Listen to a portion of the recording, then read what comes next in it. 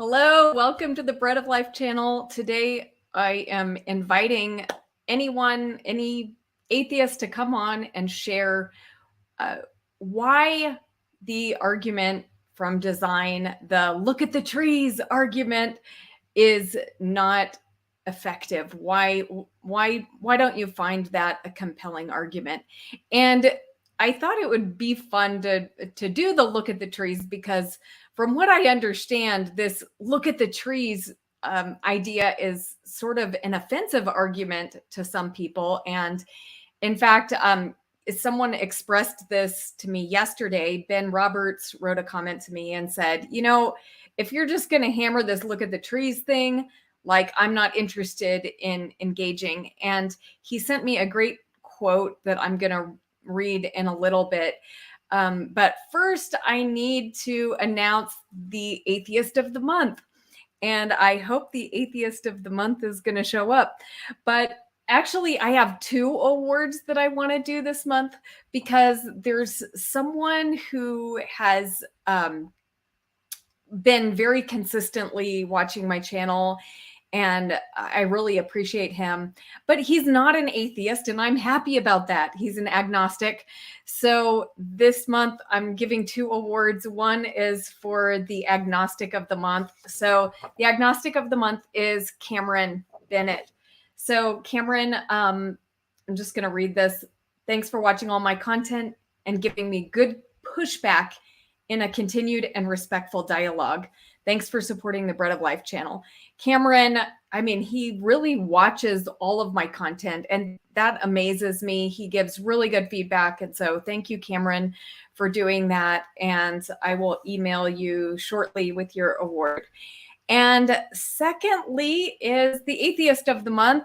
And I already have it up on the wall, so I'm just going to take off the sticker. The Atheist of the Month is Titan Uranus. So I hope he will see this because I don't think he's here right now.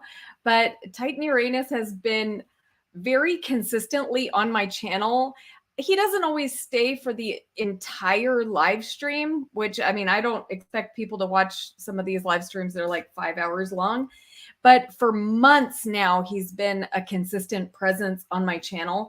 So this is what I wrote for Titan in the on the award: for your faithful presence on my live streams and contributions to substantive discussions. Thanks for supporting the Bread of Life channel. So please do send me an email so I can send you your prize. And unlike Pine Points, my channel has a real award for you. I'm giving a $50 Amazon gift card for the Atheist of the Month. And the way that you can be the Atheist of the Month is just participating in the chat and just spending time on the channel. So, yep. And Cameron, yours is the same reward. Now, anyone can join the stream right now. So, but you do have to show your face backstage. You don't have to show your face on screen, but you have to show your face backstage before I let you on. And Nathan is already here. So, hi, Nathan. I was laughing when you said Titan Uranus. I know, I usually don't put the last name on the award, but I just had to put Titan Uranus for that one. So yeah, he's the only one that has the last name.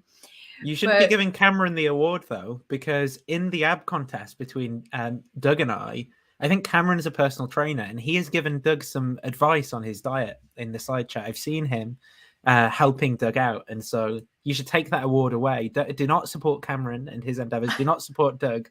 Oh my gosh. So okay, well, so I wanted to read this quote because actually, Nathan, somebody on commented to my comment on your stream yesterday with regard to this look at the trees argument. And so let me find this quote. Okay.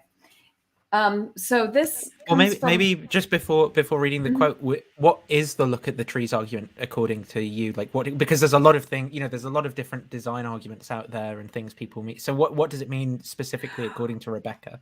Well, I mean, this is kind of just I think it's more of a meme than an argument, you know. It's just kind of like, hey, can't you see the design in nature? Can't you see from looking at the trees that God exists? So, would you say that's a fair way to kind of encapsulate it? I think that's what the meme is, yeah. But I wasn't sure if you were trying to sort of express a specific kind of design, or if you were just using that as a sort of thing to latch onto to then be like, well, there's this design argument, or if you were just happy saying, yeah, like that the meme as it is kind of thing. Well, what my goal is today is more to listen to people's objections to various design arguments. And I want to respond to those as best I can. Um, but it's more of like me listening to why the design arguments are not convincing for people. And I do have an argument that I want to respond to, but I'll get into that later. But I want to start by reading this quote because it really kind of, I think, captures some of the difficulty for people with regard to design arguments. So it's this: I admire the boldness with which these persons undertake to speak of God. In addressing their argument to infidels, their first chapter is to prove divinity from the works of nature. I should not be astonished at their enterprise if they were addressing their argument to the faithful, for it is certain that those who have the living faith in their heart see at once that all existence is none other than the work of God, of the God whom they adore.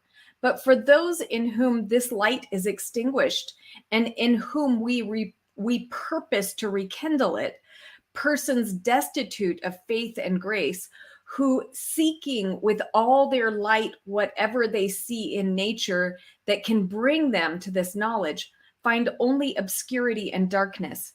To tell them that they have only to look at the smallest things which surround them, and they will see God openly, to give them as a complete proof of this great and important matter, the course of the moon and planets, and to claim to have concluded the proof with such an argument, is to give them ground for believing that the proofs of our religion are very weak.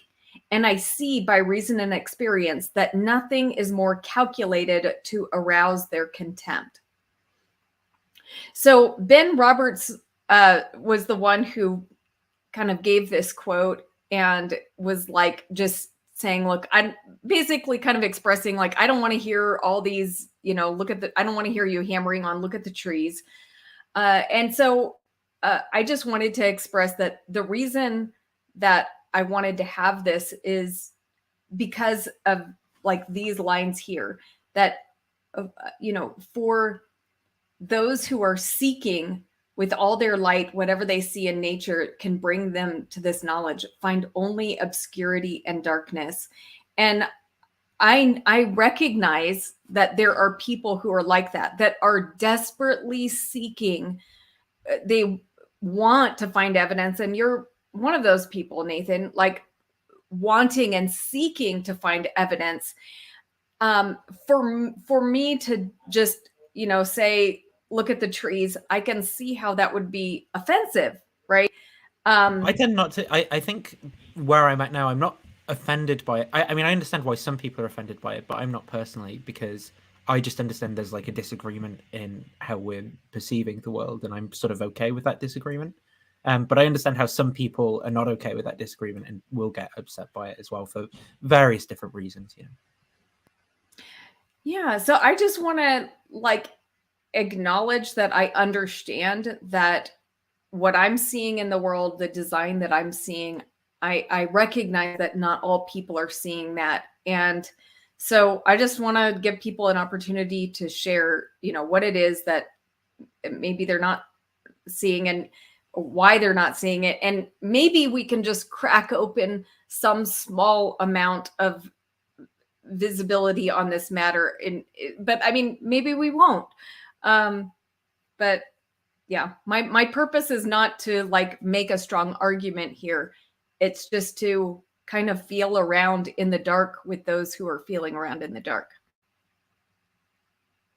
Yeah, I think it was an interesting quote that I tend to take the position that there actually aren't any good arguments for atheism or for theism, right? I don't think there are good arguments because I think that what arguments are essentially doing is describing sort of propositions that inferentially hang together. So that's like what a belief structure might be, like what a coherent belief structure might be.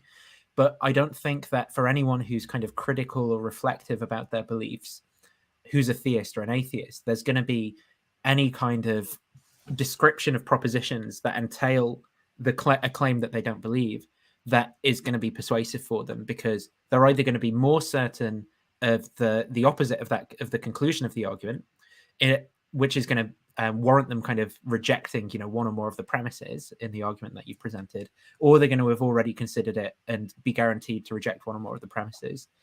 I think something that people can do that might be constructive is point out where there are contradictions in someone's worldview, because then that means that they've got kind of work to do, maybe to go away and resolve that contradiction. They might, but I mean, there's a number of ways that people can resolve like problems in belief structures. There's not just like one way. And so belief structures can kind of be malleable. It doesn't mean that because you've pointed out this contradiction that they're going to, go away and sort of adopt the position that you adopt. They might go away and say, well, there are some contradictions, right? And this is just one of them. Or they might, there's a number of ways they could resolve that. So just in terms of prefacing, like before talking about any of the design stuff or look at the tree stuff specifically, I'm just not convinced that there are going to be any really persuasive arguments that are sort of like going to have like a couple of premises about how you identify artifacts that are designed, and then some kind of conclusion that therefore the kind of artifacts we find in nature are designed as something that is going to be convincing for atheists generally, or agnostics generally. I don't know if you want to say anything about that before talking about what I see as maybe some of the problems with the look at the trees stuff. I would just like to hear what your issues are with design arguments. Okay, so before getting into, so there's a few different types of design arguments we could talk about.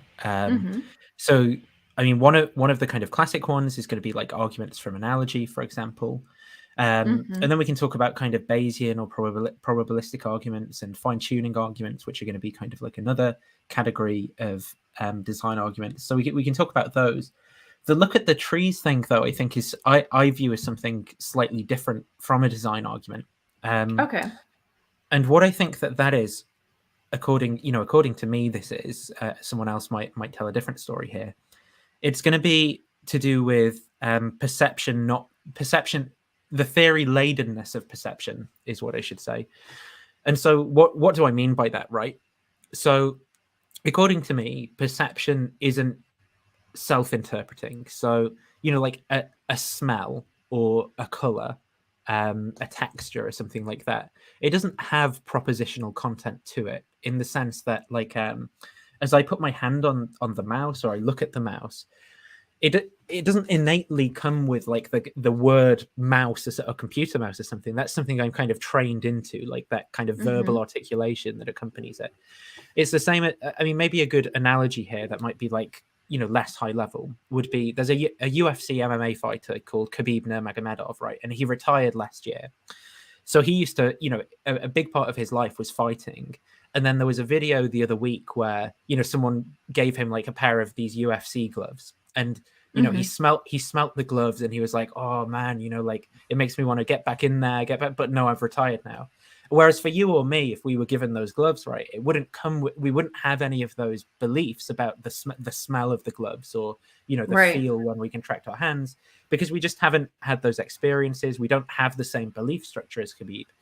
And I think it's sort of like that when it comes to either religion or a religion for atheists, where people adopt different belief structures, and so as they kind of experience things, right, their theory about what's going on there is just different in either case. So for someone who's a Christian, they're obviously, as they see beautiful patterns of light or artworks or things in nature, they're going to interpret that through a kind of religious perspective, because that's the content of their theory about how they think about reality.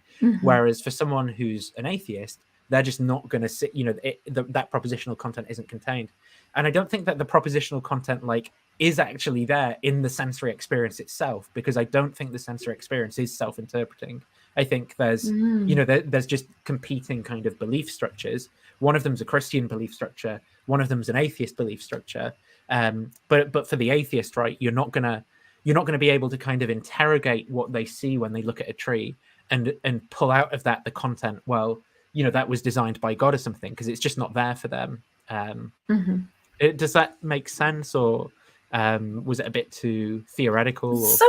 So far, yeah, so far. But I mean, do you think that you cannot recognize design like in other ways? Like, you know what I mean? Like, do you recognize that the mouse is designed? And if so, what is it about the mouse?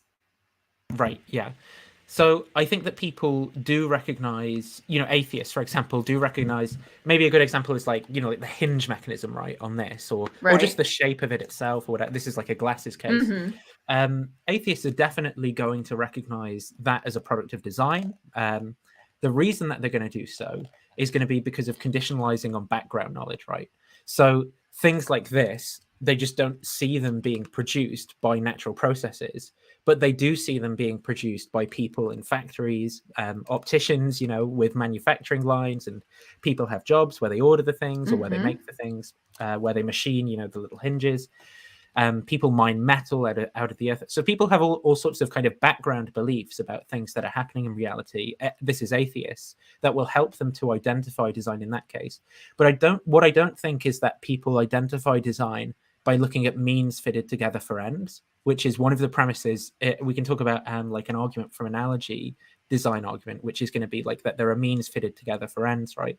And I think that premise itself is going to be problematic for theists as well, or going to undermine the argument that they're making, because there are things in nature where there are means fitted together for ends, which they're not going to use as the examples in the design argument, right?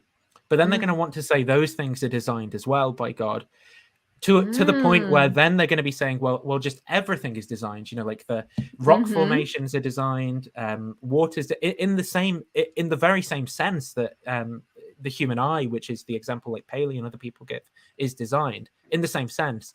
And so that kind of at that point when everything is designed, right, it kind of defeats. It kind of defeats the point of the argument, because everything that you're going to point to just is a product of design, right? There's nothing that isn't designed for the Christian. And once you point that out, it sort of undermines the persuasiveness of the argument, right? For someone who's because it seems at first when you're going, yeah, the eye, it's pretty weird how specific the eye is, right? But then when you kind of point out, well, on this one of the consequences of this theory is that the rocks are just designed. Oh, hang on a second, I'm not sure if I want to commit myself to that theory anymore. I wanted to have the eye, but I didn't want to say the rock, right? Nathan, I'm so glad you're bringing this up, because this was the very thing that I spent like a couple hours thinking about this morning, because I wanted to respond to this, because this idea that you just presented has been presented to me several times in the past week, but by Kim on the channel, and in Danny's stream the other night where we were talking about design. So this, I thought about how to respond to this comment. Concept, and I do think I have a way to respond. So I'm curious to hear your response to this. Sure. Okay. Well, go ahead. Yeah. Now, I wrote this out. I'm just going to read it because I feel like I'll do better, get the concept across better by reading it than by trying to fumble around. And so the question is, how can we tell design from non-design in a reality where everything is designed, right? Yes. So have you seen the movie The Truman Show?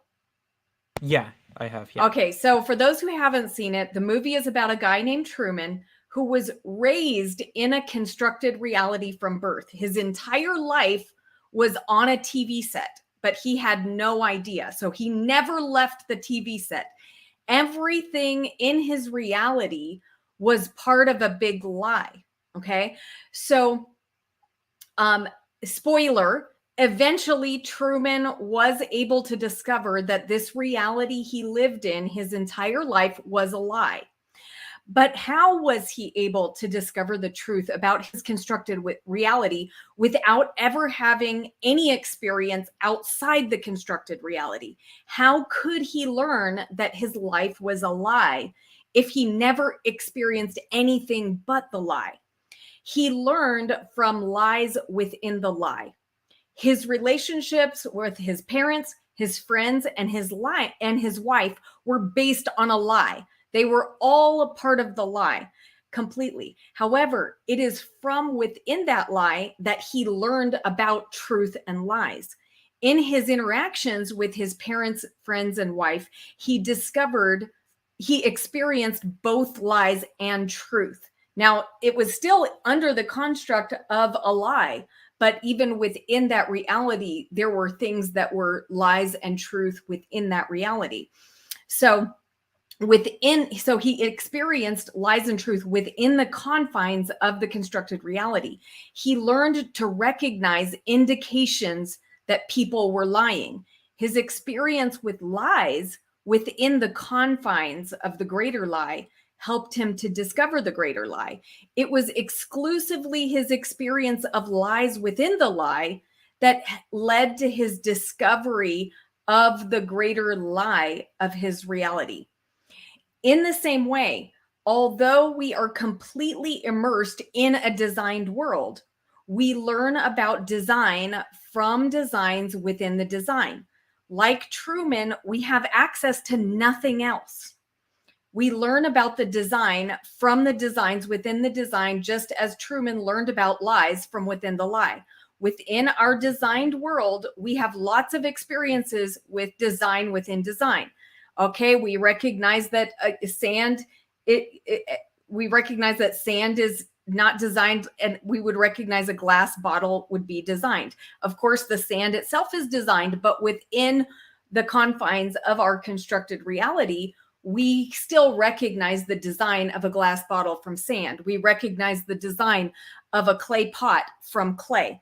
We recognize being in a man-made structure like a building rather than being outside. We recognize spilled paint versus the Mona Lisa. We recognize a pot of rotting wood versus a treehouse. We learn about the greater reality of design by analogy within the design. And so learning by analogy is an effective tool. We may not have, experienced anything outside of design, but that doesn't mean that we have no experience with design versus non-design. So let me let some people in and I'll hear Nathan. I want to hear your response to that. Hey guys, welcome. Orf and Dave. Yep. Glad you guys are here. I want to get Nathan's response to the thing I just read, and then I want to hear what you guys have to say. Sounds good. Okay. So let me first just try to restate what you've said to check that I've sort of got it right. So there's this objection, right, that if you're going to sort of appeal to certain things as being designed, but then your theory entails that everything is designed, well, that kind of undercuts that you're appealing to this one fact. So that's a sort of problem for the view. So then what you're saying is, well, look at the Truman Show as an example. In that case, he comes to learn that the world's a lie, but in that case, everything is a lie. And so maybe what's going on there is that there are different degrees of lying or something like that. And so we can identify different degrees of lying. And similarly, when it comes to design, there's like different degrees of design. So we can recognize different degrees of design and then still make the inference. Is that kind of right? Broadly what you're exactly saying? Like we still understand what it means to be designed in the same way that Truman didn't have to know that the whole thing was a lie. He still learned about human behavior and lies from within the constructed reality. Now, it would have been better, of course, if he could discover, it would have been easier if he could discover the truth of the constructed reality by going outside the reality.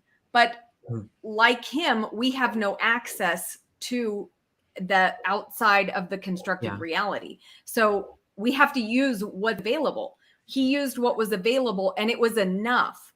And in the same way, we don't have access to anything undesigned, but we can still use what we've learned within the constructed reality. Okay, so I think that the case between the Truman Show and the design of this universe here, I think I would say that case is disanalogous. Or it's not, the analogy between lying and design here isn't going to hold in my view, and I'll say why. So I think what's going on in the case of Truman is that as he's raised, he's been kind of socialized as any normal human would, to have pieces of language like, true, false, someone's lie, for example, like words like that, and to understand how to use those in certain contexts, like when someone's lying, for example. So even though his world is a lie, the belief structure that he forms is basically the same as the kind of theory about reality that you or I would have. So then when he begins to make observation, he still understands those words in the same sense that we understand them, and there are still certain features of his belief that are true, right? So not everything is a lie. So for example, when it's like I'm eating food right now, for example, or I am walking down the street, like those sorts of things are still true. So, and that's where the analogy is going to break down in my view, because you still sort of have truthhood, even though the overarching theme of what's going on is a lie, right? Whereas in the case of the design argument, there isn't anything that you can point to that we can both agree and look to that isn't going to be designed, and that's where it's going to be a problem, right? For that analogy, you'd need to have something like Truman does when he's having his breakfast, right? And he can have the true belief that he had breakfast this morning and he's not being lied to in that case. You'd need to have something like that in the design case, where there's some kind of thing on the Christian theory that you believe about the world that we can both look at and isn't designed, right? And I don't think that there is something like that. And that's where I think that analogy is going to break down. Okay, what do you guys think? What are your thoughts about the analogy? Who wants to speak up first? I think Dave was here first. Or if you don't want to answer on this, then you can let somebody else. I'll go ahead real quick. I just wanted to answer that when I hear or use look at the trees, it's a God did it argument. And the problem with a God did it argument is that it ends right there. There's no explanatory power. So, okay, God did it. But we still need biology to explain how the tree grows, how the tree reproduces, how the tree makes seeds, why wood is useful for building things and burning it in a fire. And you still need all the science explanations to explain the trees. So even if you say, and I'll grant you that God did it, there's no explanatory power. Okay, that's kind of going on a little bit of a different thread. So does anybody want to respond to what we're discussing about the Truman Show and design?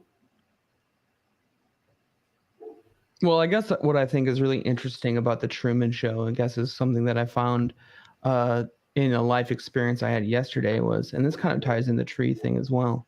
I was walking to work yesterday, and I was able to leave my apartment, walk down, and in the middle of the street was this giant crane.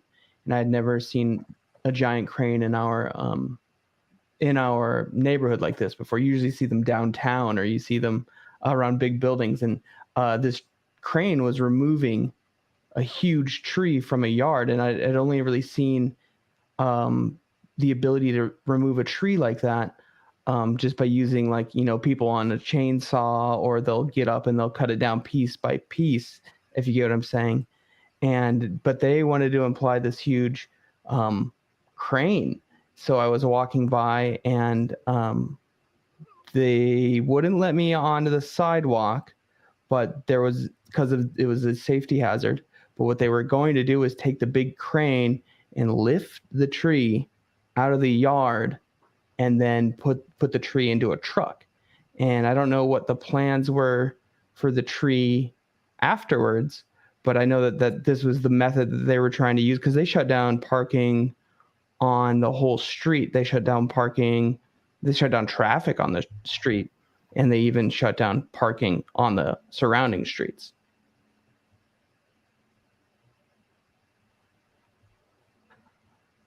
Okay.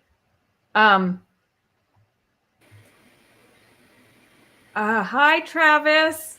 Hi, Rebecca. Hi, Nathan, Dave, Dorf, Wesley, and Leo. I'm Dorf Mandel. And I'll try to get it where you're Dorf not covered Mandel. up there. I'm a little covered. Yeah, it's okay. Yeah, sorry. This is a constant annoyance, actually. Okay, so I guess I don't understand, Dorf, how did I miss something in that? I might have got a little bit distracted, but how does that apply to what we're discussing? Well, I mean, bringing up the tree and bringing up the Truman Show, we all feel like our life is under the big gaze of the sky. The big guy upstairs is looking down, and I've never seen a big crane like that, and it was a really big tree as well.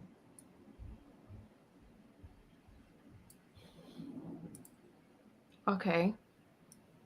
Does anyone else have a comment on that? Or I guess he disappeared. Yeah, I did not Nathan, understand that. you're muted.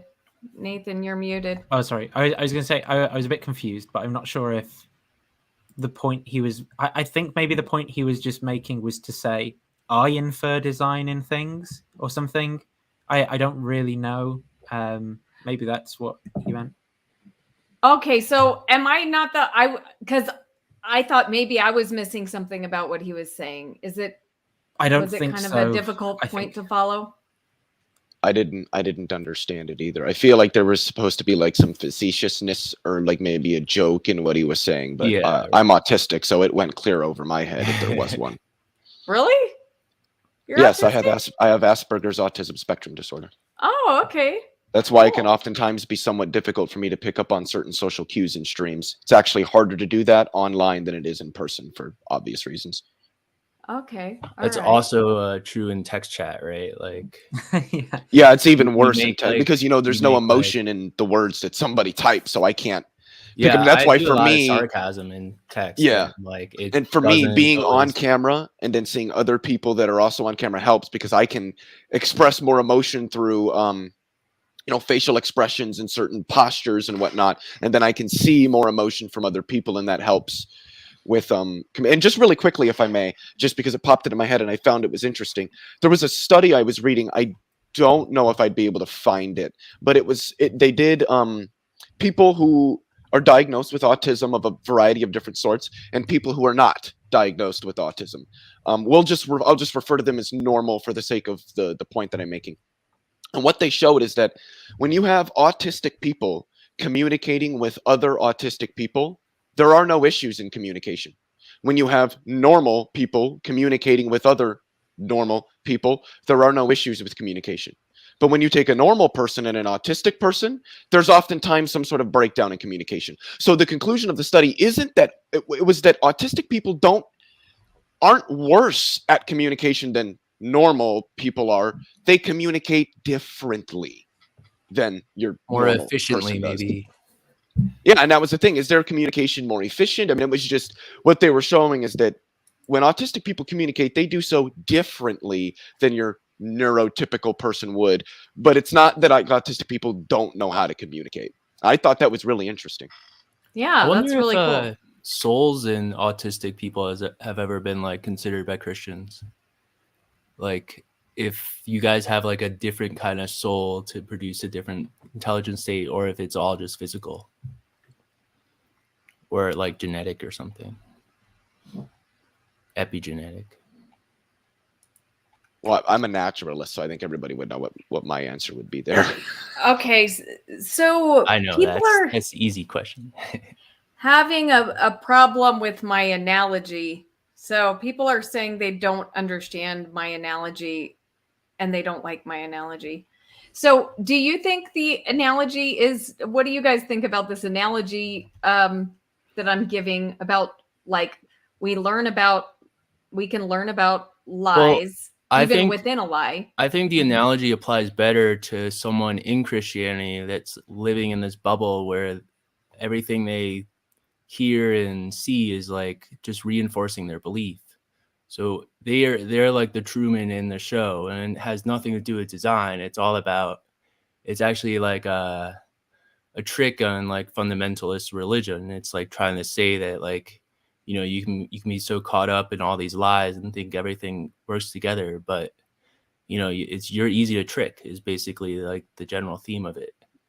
But like, you know, like you can escape. There is a path out, but you really have to like ask the questions. You have to link the dots. You can't like keep compartmentalizing all the like the contradictions you find. And I think that's more like the point the Truman Show is getting across. Like, it's not like a design argument. And plus, I honestly don't even understand what the design is. Like, you just kind of like ignore evolution and how that all worked, and then you say it's so incredible that you just assume it was God, and it's just a very dishonest argument, because I could assume it was leprechauns. I could assume any one of 5,000 religions is, oh, the goddess Sedna under the sea in the Arctic, she made all the animals so that the men could hunt them, you know, like that's why, you know, that's the creation story they had.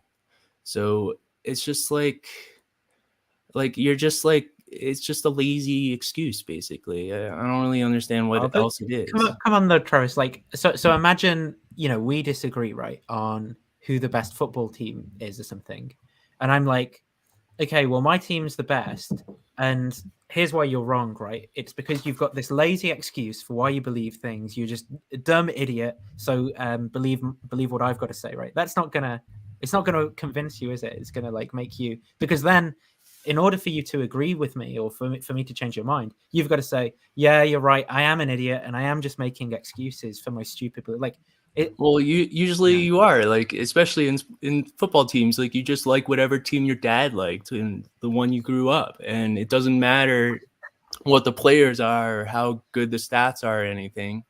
And that could I be a agree. very emotional part, right? Yes, I agree that those things are involved, but I just think in terms of having a productive conversation where you try and change someone's mind, like saying these sorts of things. Well, It's just let's put it this way, Nathan. insult I've tried the other ways, and they're not working. So I basically keep adding answers to the multiple choice question, and keep trying them out, because I'm experimenting with changing minds too. I know street epistemology is like my preferred way, but at some point it's like, you know, like I just keep hearing like, well, God was naturally not designed, but he designed everything. And it's just like, that's the same argument. How did God figure out how to get so complex that he can design things?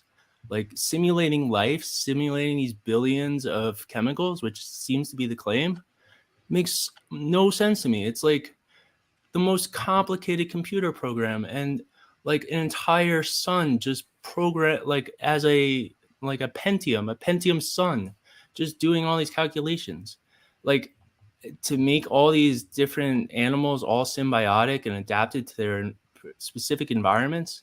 It's insanely complex to me. Like it's just like beyond belief. So like I think that's the point of view of the theist, though. Is like, so they would sort of agree with everything that you've said there, right?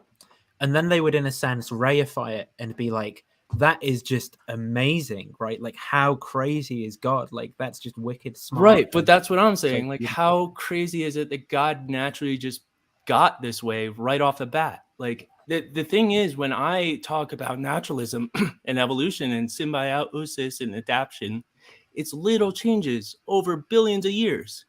And we just kind of pretend like, oh, let's skip the billion years. It's too complex. It's too incredible to think of. We only live our days, 16 hours of waking time and You know, like we might not ever wake up when we go to sleep, like, you know, and we're here for 70, 100 years.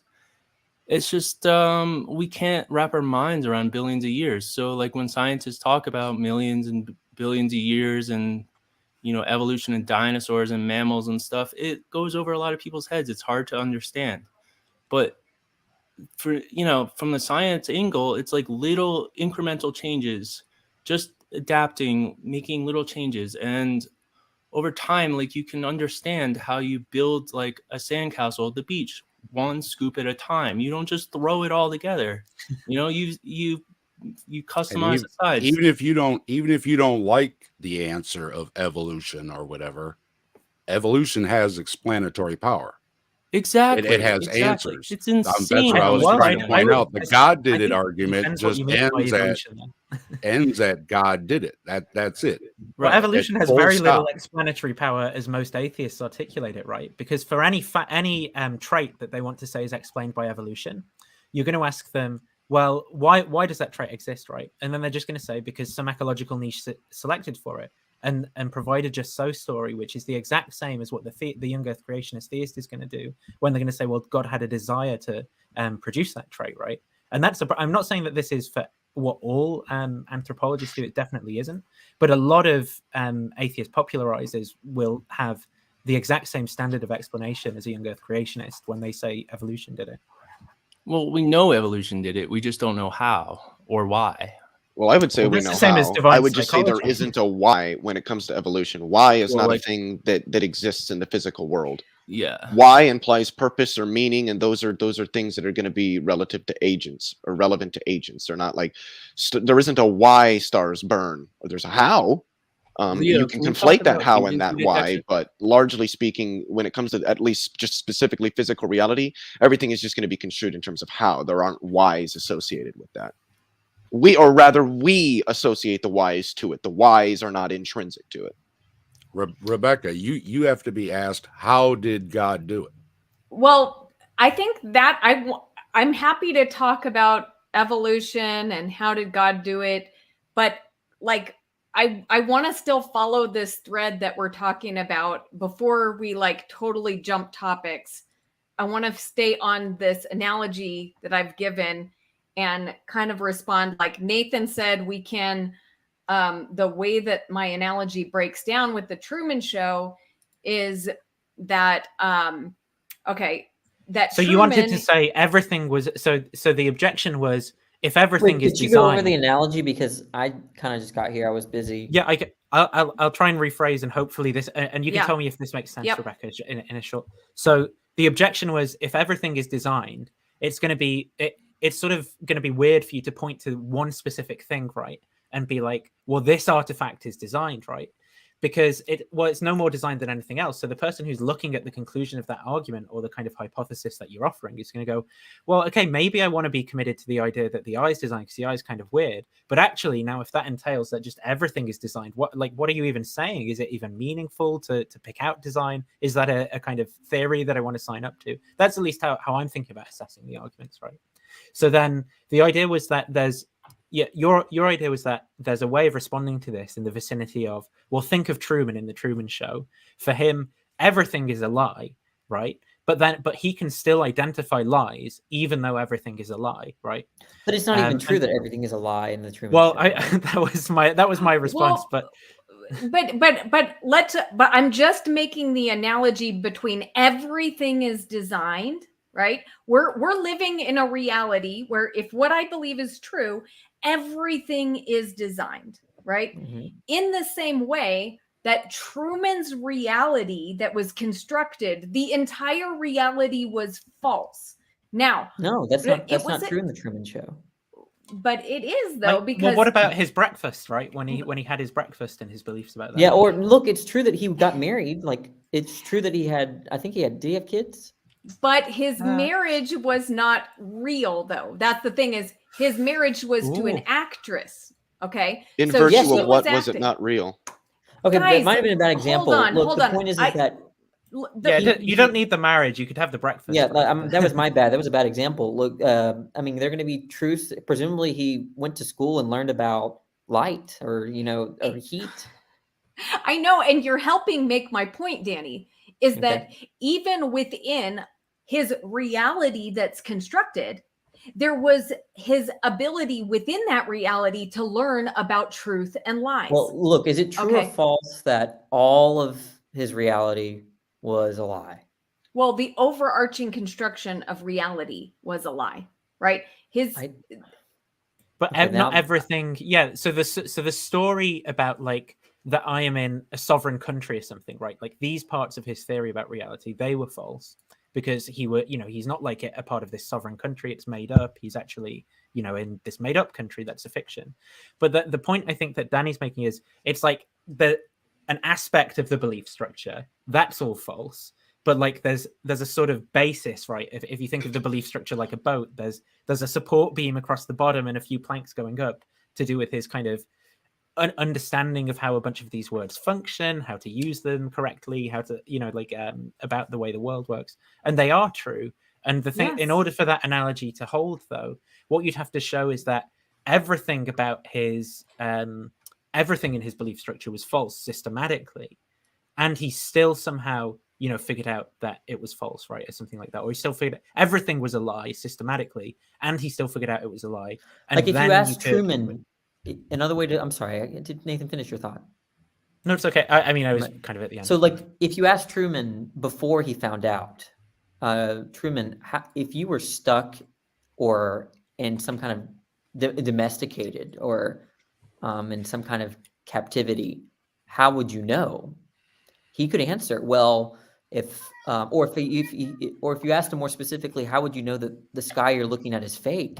He could give an answer. Well, if I ascended a certain height and if I, could touch it, then I know that it's not real, right? And you could test for that, right? Well, if he went up and ascended and touched it, he could touch it. So the thing is that even if you asked Truman, like, how would you know whether you're in a kind of construction, right? Like, not all of his reality is going to be constructed, but how would you know that you're trapped in a big building, right? That would be the question. Or how would you know that your friends are real, right? He could provide those answers. Well, if my friends are fake, right, they would only encounter me in these sort of ways, right? You wouldn't expect them to do this and that, right? And so the point is that Truman could give you a criteria for falsity and truth in that world, whereas we cannot do that with how could we tell whether that's God the point created... I'm making. We can't. Sorry, what? Go ahead. Well, maybe you should articulate, Rebecca, what your response is there, where you're saying you think so there is some principled criterion we can appeal to distinguish between something being designed or not. What is that according to you? Like, how can we?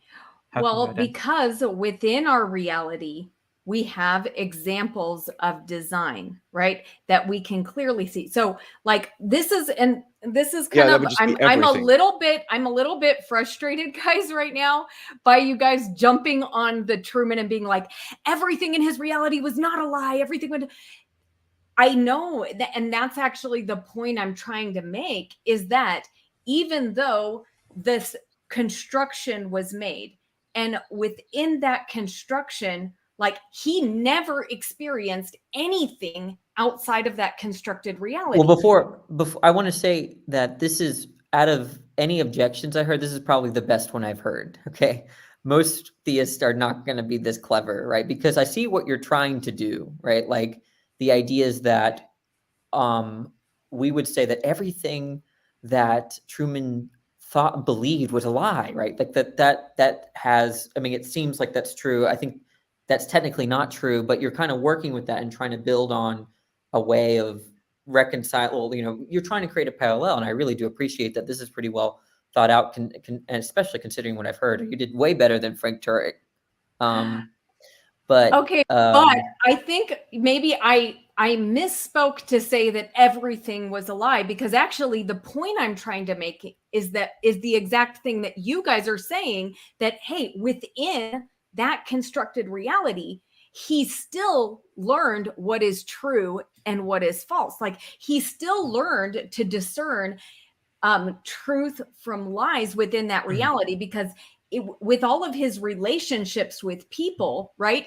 Even if they were faking it, there was still ways in which he learned when someone's telling him the truth and when someone's lying to him. But how about this though, Rebecca? Right. So it's Mhm. it seems the reason why he was able to distinguish between truth and lies was just because he had some true beliefs, right?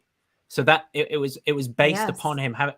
So in our case, when we're trying to distinguish between design and non-design by God, right? Yes. We have to have some things that are not designed that we can point to, so we can actually identify them and point to them and go, I can see the difference between those two things, or have some principled reasons that we can give to distinguish between them. But the problem is, I think, on your view, that there isn't anything that's like that, right? But or is we there... have precisely that. That's my argument, is that we do actually have that. Then name something that isn't designed. Yeah. I'm What not is trying that? to look, I'm not trying to name something that's not part of the constructed But reality. you just said there's a distinction, and now there isn't. So that's a t- contradiction. So, well, the problem here, I think, is going to be... So I think what you're getting at maybe is God, right? Like, God isn't designed. But the problem is that the conclusion of the argument is God. So if you're going to bring that as a premise to establish how we distinguish between design and non-design, then it's good. But is that not what you're doing? No. No. Maybe think of it this way: with these sorts of design arguments that our argument is attacking, right? What is the question? The question that we're wondering, the atheist is Yes. wondering, is, are things designed? Right? That's the question. Yes. Right? Outside of human intervention, right? That's the question. Well, is there a So, designer that can now, Rebecca, what do you think is the Truman equivalent question? What is Truman wondering about? Yes. Truman is trying to figure out if his reality is real or constructed. Okay, so now Truman, so he's wondering whether is he in the real world fake, or his world? Yes. Yeah, am I in a fake build? Am I really outside, or am I in a building? Right. So there, he has criteria, right? He can say, is the sky real? Let's say. Okay. So he has criteria he can appeal to. And I gave the example: if he ascended a certain height, he wouldn't be able to touch it if it was real. Right. So You could there's the throw criteria something. there. So now, us as if we're wondering, are things designed specifically by God? What is the kind of criteria? You see, so Truman has criteria. Now we're wondering whether we have criteria, just like Truman does. Yes. So what is that criteria? But the first thing we need to establish before Truman can even get to that question is, where does his question come from? Why would he even doubt, right, his constructed reality? Where would he even get the idea that he's in a construction? Let's answer that. So I think there was a point, and I might do a little bit of rewriting here with Truman, but suppose, and this did happen, at some point he saw the sky and there was a tear, or there was a fixture that came from the sky, right?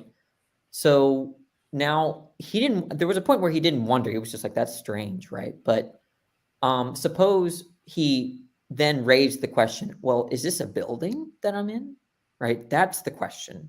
Is this well, then yes. He has criteria for that specific question, whether he's in a building or not, and he can test for it, right? Because if I'm in a building, then this is what I should expect. If I'm not in a building, lots of his other beliefs, it's worth saying, like a bank, like the bank, for example, he's like, well, what is a bank? What does a bank mean? It means that there's like financial transactions that go on behind here. Yes. Here's criteria, like Danny's saying. If I go into the back, I will find these operations happening or people working throughout the day. So then he goes and makes those observations, and it falls. But you're nodding your head, Rebecca. But can you explain why? Like what? Because so how does this come back? Where did he even get the idea that a tear would be a possibility that he wasn't in a building? He got it from inside the constructed reality, from his experience within the constructed reality. That's the only experience he has. So he has the experience of entering buildings, right? And being outside buildings. He has but it's all, he's never had access to the non-constructed reality in the same way that we don't have access to the non-designed reality. But we have learned from our experience within the designed reality things that, things that give us indications about our situation. Right. So that's But do fine, you- right? So you're saying that he has background experiences with these things. So, and he comes up with a criteria to be able to ask the question, right? So then you're Right. saying, in the actual world, our world, right, there's going to be something similar, right? So what is it that I Yes. know or that Nathan Yes. knows, right, such that we could develop this criteria now for designed and undesigned? And you're saying you have an answer, and that's what Yes. what we're asking. We have experience within our reality of designs. So we have experience, and I listed off a bunch of them when you weren't here, Danny, but let's say we have experience with sand versus a glass bottle. When we see sand, we don't think of it as a design, but when we see a glass bottle, anybody who you give to compare those two things, they would Well, how about recognize the trees, though? design of a glass bottle. Yes. I- So I'm what waiting for you're the what you're trees. saying is I'm still we waiting for do the have trees. experiences of design, but design with respect to organisms, Yeah. right? So what the idea is that I can distinguish this design thing from a stick, right? Because I have priors and background information about Yes. the kinds of things humans do, right? And the kinds of things the natural world does, right? But the thing is that why is it that I don't infer that an alien made this pen? Because I have no background knowledge about aliens creating these things. Also, why don't I have why won't I infer God that made it. mice? Yeah, That's why why won't God I did infer it that doesn't work mice either. made this? Very intelligent mice underground that I've never seen before, because I have no background knowledge of those things, right? So the idea is that the way I can come up with criteria for design and non-design is only because comes from my experiences with human intelligence, right? But now we're talking about, if we're asking questions about alien intelligence or God intelligence, right? I have no priors as to make a distinction, and that's what we're saying is the problem. I think we Right. see this come out for you, Mhm. Rebecca. If you were to try to answer, if I were to say, and obviously this is a lie, right? If I were to say this phone here is clearly the product of design, right? Yes. But God made this phone for me, right? And you were to try and describe for me why you don't think that God made this phone for me, I think you would Right. find yourself in essentially the same position that we're in when we're providing you with reasons that we don't think that God made the trees and so forth. So, like, how would you think about if I was trying to say, if I was trying to convince you, God, it's a miracle. Like, God made this phone for me. There's means fitted together for ends. It can do all sorts of crazy things. It didn't just come together randomly, right? Yeah. So I would say, intelligent well, design. it's clear that it didn't come together randomly, but I do know that there's a source of that phone that's not miraculous, and it's not from God, it's from human beings. And okay, I would point to factories and components and my experience. But the question is, and so I'm receiving your point about the pin. We wouldn't say that it was an alien because that's not our experience, that aliens come down and bring us pins. Well, there are going to be exceptions to that. Suppose I find this, and let's just stipulate something. Let's stipulate that no humans created this, and I saw it just as it was. Now, with that stipulation, things get really complicated, right? I think the most I can infer is that there is another humanoid-like creature with similar intelligence that created this. I would be astounded. Now, that's a serious stipulation, right? But the point is that even if we bracket human intelligence from this kind of object, right, what we're stuck with is a similar like entity to us in that it's limited and it's trying to use tools to accomplish its aims. The problem with the God hypothesis is that God doesn't need anything to accomplish his aims. He is Right? omnipotent. So he wouldn't, if he wanted to write something down, he doesn't need this thing, right? So even if I bracket that it can't be human beings, right? I'm only left with something like a human-like intelligence. I'm not left with disembodied, crazy, powerful, almighty, all-knowing minds. Well, I think you're taking this a step too far, because the basis that I'm trying to establish is design versus not design. Okay.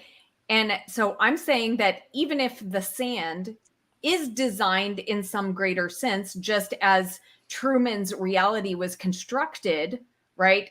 In a sense, there's still within that construction the ability to discern, like we can discern design versus not design. And so we may not know the source, but we can see that there's an intelligence at work. Yeah, I think, and I'm going to kind of give it to Nathan for this one, but this is going to frustrate you, but I really think that part of this confusion is you're saying Truman's reality is all constructed. And I mean, I really think that matters. And I know you're going to be frustrated because you don't think it matters, right? Maybe we could talk about that in some way where it doesn't frustrate you. What do you think, Rebecca?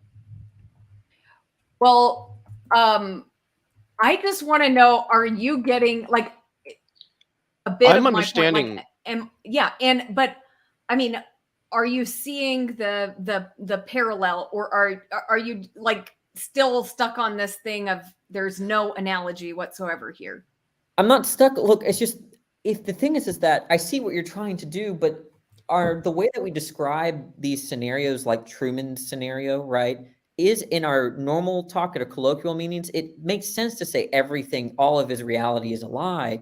I know what people are talking about, but if you kind of break that It's down, not like a new dimension, and be right? technical about it, it's actually a very small amount of false beliefs that that Truman has. In fact, I think that it's impossible for an agent to be wrong, have more false beliefs than true beliefs. I think that's impossible, right? Because for every concept that you have to have. I take it you're an externalist, Danny. Well, I think that gets into, I'm leaning towards externalism, although I'm not quite settled on the issue, and that brings about a whole cupcake there. But the point is that when I'm saying something it's actually kind of radical to say everything that we see is created by God. It pales in comparison to the small subset of beliefs that Truman is wrong. The small subset of false beliefs that Truman has, it just pales in comparison, and that's where we're trying to tell you that that's really where the analogy breaks. Can I try to summarize? Because I think that just this analogy with this movie or TV show or whatever that I've never seen, so which is why I haven't really been commenting, is kind of, I think that could be tabled. I've been doing some reading, and it's going to sound like I'm taking this off topic, but I promise I'm not. I've been doing some reading on the metaphysics of causation, and there's a particular way that causes can be delineated. There can be token causes and type causes. And I'm wondering here if a similar delineation with respect to design might be what Rebecca is trying to explain, that there are token designs, which would be like an individual thing that was designed by an agent, and then type design, which is more just like design broadly. So to give an analogy, I think what Rebecca is trying to say is that the universe is a type design, and that it was a designed thing, but not every individual thing in it was itself individually designed by God. So the universe is a type design, and then there are some things in reality that might be token designs and other things that are not token designs. If you could imagine, a human designs a machine, and this machine creates glue glues. It doesn't matter what glue glues are or what they do, the machine creates glue glues. So a human designed the machine, but the human didn't design the glue glue. The machine just makes the glue glue by operating. And I think that, and correct me if I'm wrong, Rebecca, but I feel like that's what you're getting with reality. Reality was designed by God, but the things that sort of happen as reality does what it does under the laws of physics might not be directly designed by God. Does that sort of delineate what you're trying to say, or the difference there? Well, I think I would kind of maybe phrase it differently and say that I think all things are ultimately designed, but some things it's more like their design is more apparent. So you know, when I see a tree versus But a there rock, you I changed see- the But question. hold on. Let me Yeah, ask. Let me you ask a just question. went Let me back ask on the Rebecca a distinction. question that I think I insist, right? The question is not distinguishing less apparent design from more apparent design. The whole question is design simpliciter, right? So if you're making this distinction between very obvious design and kind of less obvious design, you've changed the whole question that the atheist is asking. The atheist is asking, is there any design? Right. Well, I was just going to ask Rebecca, do you think that every individual object in the universe was directly designed by God, and that God designed every atom to be like it is, everything that all those atoms make to be like it is? Or do you think that the stars and the galaxies that exist in reality are the result of the natural processes under which reality operates? Well, I think God established natural laws. And then those so- natural laws created things of their own operation, right? That God didn't individually design Exactly, every yeah, star. Yeah. yeah. So what you're saying is that reality is a type design, and there may be token designs in it, but not every individual feature inside of reality was a thing directly designed by God. Reality was, but all the stuff in it sort of kind of fell out of that reality that was designed, operating the way that it does. I feel like that's the Yeah, I distinction think you're that's trying to a make. good, yeah. Kind of like where the okay. human designs the machine to make the glues, but the human isn't the one individually making the Yes, glues. The machine is doing it. I don't That's think you want to make this point, Rebecca, because Really? it'll undercut your capacity to make the argument you were making. If you want to, because Really? then you'll be appealing. Yeah, because You guys then are so sharp. Tell me Well, why. I was just trying. Wait, I'm not tell me necessarily why, saying that Nathan. this delineation I'm offering helps Rebecca. Just trying to see if it better summarizes the difference that she's trying to make. And it seems that there is a difference with what she's It's saying my between a opinion type that it design all or comes design in down general to and then a all of token design. Truman's reality is constructed. I think that to me that's where the major disanalogy is, in my opinion, because I think Truman has access to so many truth beliefs that he can be able to distinguish in principle between whether Like he's gravity, in a right? building or he's not. Like just the act Okay. of gravity, right? You could test that. Wait, you know, that he has two but hands. Well, let me I make think a point about the constructed reality. The point about the constructed reality is not the focus. The focus is on the lie of the constructed reality. So I'm But that's hang comparing on though.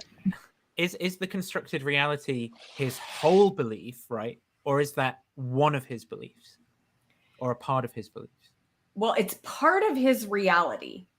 In the Right. like the lie, okay, the overarching lie, there is an overarching lie, right?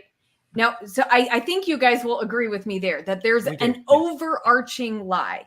Now, but within that overarching lie, there are many truths within that constructed within that lie, Right. right?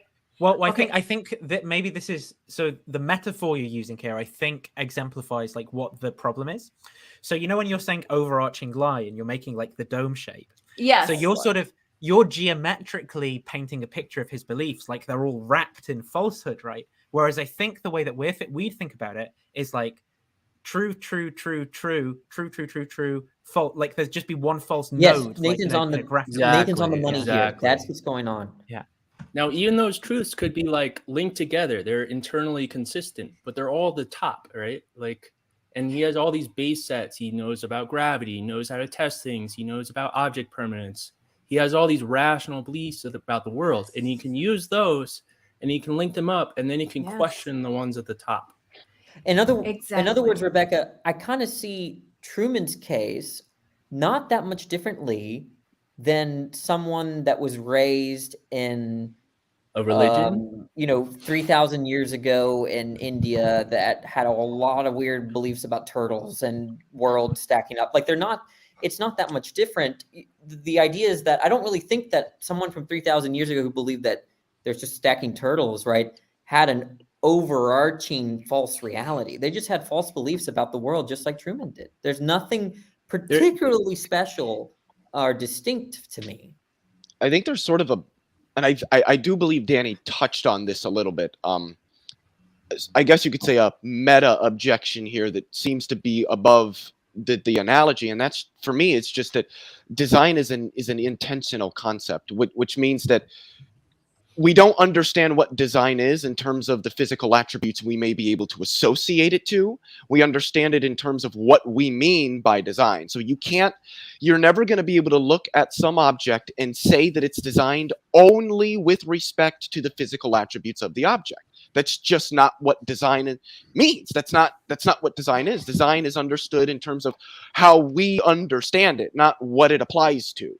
So to say that something is designed, but to say that that's only in virtue of purely its physical attributes, I fail to see where the connection is made there. I think she's going beyond that, though. I think she's saying, look, it's not just that we see intricate patterns in nature and in the cosmos, it's that it has function. It has very specific, coherent, interlocking. Yeah, but those are functions. physical attributes. Function is a physical attribute. Why would it exist if it didn't have function? That's how evolution works. I would also say function seems to be, I don't want to confuse people here, but it's something of like a normative term that function is given with respect to a standard, and that seems to imply an agent in and of itself, that there's an agent that has a standard for something to do something. And to say that something is functional is just to say that what the thing does accords with that standard. But then that seems to be presupposing that there is an agent with intentions there before we've actually demonstrated that. So I don't think Rebecca wants to sort of beg the question there. So when we say that something has function, that seems to almost presuppose intention and then a standard that we're examining the operation of this thing against. Well, sure, but we're humans, so we're looking at it from that perspective. So when we see something that has a function that we appreciate, we are appreciating it. We're looking at it saying... Come on, guys, this is but then a side it's only note, right? it's functional with this was respect you to saying our what you standard. think that Rebecca's saying, and then Leo responding to what you think Rebecca... And I think this is way downstream of what Rebecca. And I wanted to hear, Nathan, why you think I don't want to agree to Leo's argument. You said you don't want to do that. You don't want to go there. Well, it would undercut the argument that you're making if you agreed that there was like a type distinction between types of design, because then you'd be appealing to a different type of design to establish different type of design. So then you'd need to introduce like some additional premise, which the atheist is probably going to reject, right? About some linking premise between inferring from one type to the other type, right? And it's going to just make your argument much weaker. Oh wow, you guys are complicated. But if you say there's just the what, Okay. if it's like one type of design that you're appealing to, when you like when you look at like artifacts of means fitted together to end, that's going to make it easier to establish when God's the only kind of candidate mind around, right? That he designed things. Whereas if there's like different types of design, it's going to just make it harder because you've got to then you're going to have to establish that. I have to go, guys. Oh no! I'll be Okay. back, but I have to go. Danny's But not the at last home, eight are you? seniors All at right. in the high school, Bye, so I have to Danny. say goodbye to them. Bye, Danny. Okay, Bye, but guys. let's not forget. Go ahead. I'll talk. I thought you wanted to say your last thing. I mean, I got like 30 seconds. No, I don't want to be rushed. I'll be back in like within Okay. the hour. So Okay, cool. all right. Let's not forget the whole point of the Truman thing. Now, you guys, and sorry, Danny's not here to hear this because he was the one kind of doing it, and Travis too. You guys are making new analogies about the Truman thing, okay? And I'm sure we can use the Truman Show in many ways. Could you respond to them? Well, Like, I think that's my going to be on a analogy is different very topic. on point to what it meant, and you're trying to like get something out of it that wasn't there. No, Like- I'm not. I don't care what the show was intended to do or what you're getting from the show. I'm trying to use the show to demonstrate the idea that getting back to the point, how can we recognize design if everything in the world is designed? Like if God created everything is designed, then how can we recognize non-design if we have no examples of non-design? And That's just unfalsifiable, though. It's like you could make anything, you could base anything off that idea, right? but I've used the Truman analogy to say, and Nathan, like this is you said I'm like making this dome shape, and that's because Truman, it was kind of like a dome, okay? But well, not just that wasn't the the important part, nodes. though. Yeah. So do you think that how I would think about belief then, in terms of like nodes that sit together by like inferential kind of logical links, perhaps, Do you think Mhm. that that is false, and the kind of picture that you're painting is right? Because so think of me, for example, as suppose Christianity is true, and I Mhm. don't believe it's true at the minute, right? Christianity is like an overarching theory about the world is in the same Okay. sense as like, you know, Truman's theory is like a wrapping theory, as you were pointing out. But you would still want to say, I think I have some true beliefs, even though my wrapping theory is wrong. And I think Yeah. the reason why is because the model I'm offering of like there being nodes of belief probably properly models belief better than this kind of like wrapping thing. So it's not that because my metaphysical theory is wrong, all my beliefs are wrong, but just that like one of the Right. nodes is a metaphysical theory, another one is like I have hands or I had breakfast. Yes. Yes. So I have a good way to like put in another analogy on this. So imagine we have another religion like a cargo cult out in the islands, right? They understand how gravity works and how to build basic tools out of sticks, right? And everyone can do that no matter where they are in the world. They can make basic tools, they can make languages, but they can also make up their own religions. So the religion ends up being based on top of this dome, and it makes all this sense. But if you take away the religion and you just take out the people and you just let them make tools with sticks and stones, they can do it. It's like a basic belief that isn't reliant on the religion at the top. And like I really feel like this Okay. whole Truman idea is like you build this false set of lies on top of real reality. Like in the scenario, like, you know, are the plants in his house designed? Are, you know, is the dirt under his feet designed? Like, no, that's just stuff that's like gotten out of the environment by the humans. So they put it there purposely, but they didn't make it from scratch, you know? And you're saying like, okay, well, all of that was also designed by God, but then the people were also designed by God. So it's like all designed by God. And we're saying, well, we can see the point where you're drawing the line in the Truman Show to say like there's this web of lines at the top of the dome. But we're saying in actually like there's still a lot of things he can know for true. Like there's gravity, he has hands, he can move around, he can talk to people, he can use his brain, like he can think about things. So Mhm. like those are all like at the bottom, those are his core set of beliefs, Yes. you know? And so he can change this top dome. He can realize there's internal inconsistencies and contradictions. He can Yes. test his own reality and then say, okay, this happens every time I test it. But when I test these external added on like possible lies, they don't always come true. So, you know, and then you know, it could be like prayer, or I don't know exactly how he tested in the movie, but you know, you could say like if you can keep testing something in physical real life, then you could then, you know, demand those same expectations for like the other beliefs you have. Can I give a crack on this design idea? So Sure. this is something that I'm actually qualified to do because I'm actually a designer. I have a degree in design. And is a very poor analogy to actually God designing anything, because that's not how design actually works. To design something is not just creating something out of nothing or creating something out of nowhere. We are combining things that already exist into something new. It is more of a analogous to a natural world than anything else, because design is not something that you are sitting in a dark room and just like out of nowhere just come up with something. It's more of a evolution of a A copy process. paste iterative Correct. thing, Yeah. right? So you're combining things together and you test the form. Is this form useful or not? Now, Daniel, If the how like when you're designing things, how many iterations might it go through, and how many people are involved? Yeah, hundreds sometimes, and Right. And they're sometimes all in like a giant email thread or a Jira board, right? And they're giving correct. feedback and they're saying, actually, I don't like this design. Let's make it better. Yeah. And you come back and you're like, okay, I'll fix it. I'll make it a little better. And each iteration is a new save in the thing. Now, if you Right. just present a design, threw it in front of the customer, they say, oh my God, it's a miracle. That Where did never that come happens. from? And they don't understand all the hard work that went through it, right? Yeah. Yeah. And And it's for the same example, thing with like evolution and design, I think. yeah. Yeah, for example, if I create 100 mouses and 99 of them have a spike through right here, you know, You're they're not. fired. Yeah, Yeah. they're not going to use that mouse, and the one without a spike is going to survive.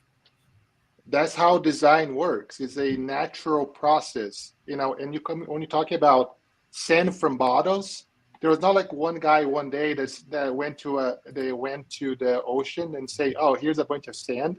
I'm going to melt this and create a bottle." There's step by step. Like somebody figured out that if you melt the sand, it creates a little this shiny thing. Oh, and I need to hold the liquid in something, and then hundreds and hundreds of years later, they create that. So to compare that to a God that we cannot see that just does that, it quote unquote design, that is not an analogy. You're using the word for something different. You need to come up with a different word. I think there's Just actually saying- a deeper evolution. point here that Daniel's getting at that I think is a really good point, and that's that it seems that what he's saying is that look, the design is going to be number one. It's going to be processional. It's a process. It's going to involve multiple different people, and it's going to involve some standard, like an intention or a desire for something to have a function. So if we're going to say that God designed the universe, well, to do what? Like we don't. As much as Christians might want to, they're not just specifically Christians, I should say, as much as theists might want to think that they do, they don't have access to God's mental content. They don't know what his desires or his beliefs or intentions are. So when we talk about something being designed by God, well, with respect to what standard? And if one wants to appeal to, oh, well, what we see, well, I could say the same thing, but just say it wasn't designed, it just developed through natural processes then. So another big issue, I think, with God designed anything is that, well, how do you know that? You don't know what God's desires would have been. You don't know what standard he would have been using. You don't know what the function that he would have wanted the system to conduce would have been, any of that. So the question is sort of reiterated, in virtue of what are you saying that whatever it is that we're looking at was designed? What's the standard? And the form of the design and the methodology of design, like anything that is designed, and we can see the methods used for the design on the creation, especially in a 7-day creation, we don't know the methods of it. We just know that was designed. And to the point of the natural process of the evolution of design, like we don't have, we don't all of a sudden have houses with sidings and isolation and all that. It was somebody said, oh, it sucked to be in the rain, so I better put a little, tent above my head, and then evolution into a house. So again, it's not a clear analogy to, okay, I'm going to make a bunch of trees now, and that's design. It's not design, it's something else that you need to come up with a different word for. That's what I said. All these things have explanations, and it comes back to the theist to explain how did God do it. And that's what I said at the beginning, was that all you have is God did it, and you have full stop. You don't have any explanatory power. So even if God did it, we still need all the sciences and ourselves to figure out how all these things, work, whether it's a star or a tree or anything else, because God did it just doesn't explain anything. I always use that. How does a computer work? God did it. Well, my computer's broke. How do I fix it? God did it. It doesn't get you anywhere. You see what I'm trying to say? So And I even think that, if God did it, it doesn't give you any help whatsoever. I think a good thing that both Daniel and Dave here are touching on is, and some people might think that this is sort of like absurdifying at least the young Earth creationist belief, but I don't think it is. The idea that life was just created by God, directly by God. What would that have looked like if we could go back and watch that happen? Would the Earth just be this desolate wasteland of brown and black and red, and then poof, there's just green everywhere and animals frolicking in the fields? Would life have slowly faded in over an hour, or did the elephants come before the giraffes? What was the process God used? And if you can't give that, then ultimately, like Dave said, you have nothing. You have an assertion that some agent created these things, but you can't tell me how. You can't tell me why. You can't tell me when. You can't give me anything other than the assertion in and of itself. Well, let's be fair, though, because Christians have a couple of different schools of thought on this. And some of them will say, okay, here's science. Science in the context of the way that atheists know science. And then they can just say, that's how God did it. So then now they have explanatory power. But isn't Here's that how he just did it. superfluous? Because I could say that anything that occurs via the natural laws just occurs via the natural laws. Adding God onto it seems as superfluous as saying, yeah, everything that we understand about Occam's general razor. relativity, gravity is correct, but just below that level, there's gravity fairies doing it all. Sure, I can posit that, but it's completely superfluous to the explanation. So they can say, well, the natural mechanisms are what God used, but why? Number one, God's omnipotent. Why does he need mechanisms to begin with? That was something that Danny was bringing up earlier. But number two, I could just use Occam's razor and shave away God. God is superfluous there. I don't need him to appeal to the natural laws to explain things. Yeah, and at that point you can say whatever, I don't know, Tooth Fairy did it or whatever. It's Or Bigfoot. It becomes who started everything. I don't know. Why do we need something to start anything? Well, Daniel, you mentioned design and you mentioned like the process of design. What are the features of any object or thing that you would say is designed? What are the features that let you know that it is designed?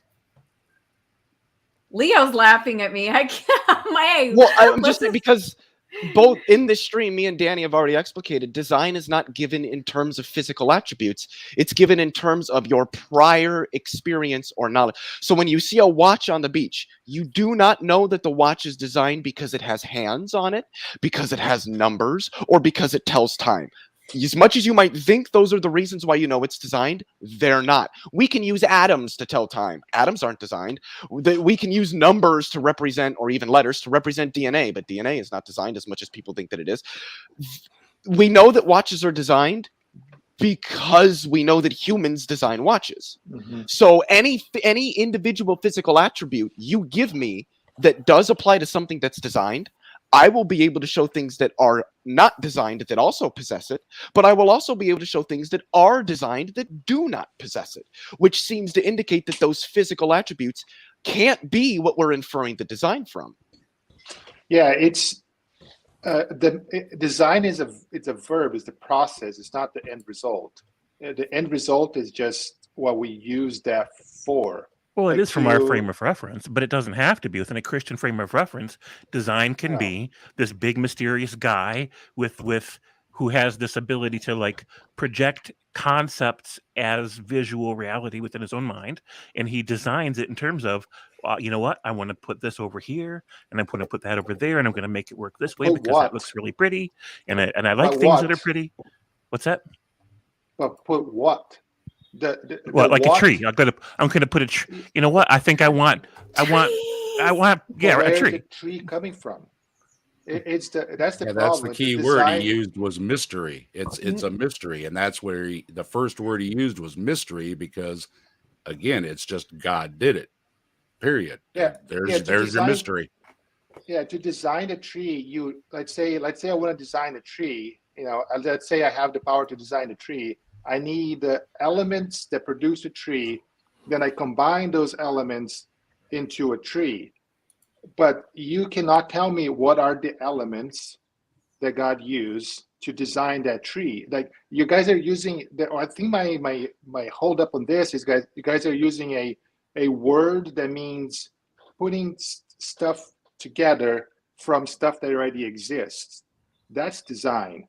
You are creating form with something, with other forms, and then you're using that to say that God used what? He designed out of nothing. That's not design. That's a different something that you guys need to come up with a different word for. There is a Christian thought that says that the universe was created from the stuff that is part of God. Like, he took his own energy, his own substance, and he decided to like weave it a certain way and create from that. So then, What is that But- energy? Or yeah, is but it that- God but substance? could What I- would it be? within the context of that theory, that energy is whatever the base material is of all that exists, whether you're looking at it through an atheist perspective or a Christian perspective. What Whatever makes the you think base- that there is a base material that Okay, reality well, is constructed pick a of? What if 1,000. there's like So it doesn't a matter. number of them? Well, if there's 1,000 or if there's 1,000,000 or whatever there is, whatever the most basic elements are, I mean, then obviously, Leo, you didn't create yourself. And if I may just jump in now and say that, firstly, thank you so much for having me. I didn't actually want to jump on. I just this stream is so interesting. I just wanted to listen to you guys speak, and I just wanted to listen. But I feel like I have something to share, and I feel like you guys deserve it. So Great. thank you so much, James. I think we have to go back to what James said. James made a very interesting point, which was what is God? Because we keep using this word God. So what is God? I mean, I believe that Leo has a Leo Filius. I believe you have a God as well. And your God is, society. Society tells you. I don't worship society. I don't think society has sovereignty over humans. I don't think anything's a god. No, then why? Except maybe Amelia Clark. Then I don't believe you have free will. I think society. Well, how are you taking free will to mean here? Because I might agree with you depending on how you use the term free will. Just look at the trees, Leo. I mean, what I'm trying to get to is that your God is the God of theism is invisible, but your God is physical. Your God tells you that you should go sleep late. Their religion tells you should wake up early and go sleep early, and your God tells you, your God, which is society, tells you that you should dress certain clothes and what movies you should But watch. I don't view God as a society or society as a god. Society isn't like something I think is sovereign over me. It's something I think I am a part of. If it's not sovereign over you, then why are you not wearing Wait, jabs? let's get back to the original topic. Why are you not wearing jabs? Let's go back to the original topic. This So is Danny. This is when I on left, topic. This is on topic. Sorry, Leo, excuse why me. are you not? Leo, Excuse why me, are sir. you not wearing Japanese clothes? Excuse me, Why I'm are just you not trying to wearing Because get I back don't on- live in Japan. That's not a cultural Excuse me. tradition that I was raised Look, in. Yeah, Yes, I H, agree with maybe Danny. I think H, maybe we can have this conversation on a different stream, but we're kind of trying to get back to the design stuff right now, and I think this is kind of going off track. So, Or Each if is people just want telling to, us what he believes. lose some brain cells, then they can go and listen to Mohammed Hijab have the exact same conversation with people for hundreds of hours about how they didn't create themselves and like the same stock Islamic apologetics arguments that are No, really we bad, don't belong. and only held to by people who are Look, come back in, Yeah, Nathan. we don't belong to Abrahamic religions. They're your relatives. We belong to the Eastern philosophies. We're different. actually Right. Islam is Rebecca- considered an Abrahamic faith. Older so- still. let's go back to How design. Rebecca, how confident do you feel like you've gotten a good analogy? Are you still there? Like you feel like you've got the analogy? I think I do have a good analogy. Yeah. But I'm not like, I feel like you guys are changing the analogy. Like you took the Truman Show to a cut out. different analogy. Like I'm not, uh-oh, we lost him. Oh, well, we'll get him back in a minute. Give But it a few minutes or a few You know, seconds. the spiritually wise is smarter than both religion. Oh, wow, that's deep, bro. That's Sorry, I really deep. disconnected. I disconnected. Wow. I'm sorry. I disconnected. So how Alhamdulillah, confident are peace you be that you upon have a good? How confident that you have a good analogy? Do you feel like something is translating that we're not seeing? yeah, I think you guys are kind of like attacking and taking the analogy in a different direction. Like, Well, I mean, I tried to steel man it. I actually never got a response whether you thought it was a good steel man. Well, maybe steel man's not the right word. I guess it depends Do you on how mean you're the type using and it. token stuff, Leo? Yeah, where Do you like feel she like thinks. it confuses things a little bit more than it Well, should? I mean, I think in the sense that type and token and the distinction there might, that might be a little above people's heads in that sense. But I guess so. Yeah, maybe I think I agree. I It's get where above you're my going head. there. But I was just trying to find a way to Okay. to differentiate between this idea of general causation, where the system is designed, but certain aspects, certain things that the system produces are just merely results of the system operating and weren't designed. No, So those were look, those. you're not totally far off, because I think, let's just simplify what you're saying. I think what Leo is trying to say is that there's things that are created directly by God, and there's things that are created indirectly by God. So that's like your two types, right? In So a sense, yeah. yeah. So like, for instance, our bodies are indirectly created by the way that God initially designed DNA or something like that. But I think the whole question for the atheist is there anything direct or indirect, any type of causation with respect to agent causation and God, right? Like, is anything designed directly or indirectly, or whatever type it may be? And so I feel like it's not the type token, because I think I see what you're saying there, Leo. I think that's useful if the question is different. The question is there any design at all? So where you feel like, Rebecca, we're just focusing way too much on the his reality is a lie thing. Is that so? Where do you feel like we're missing?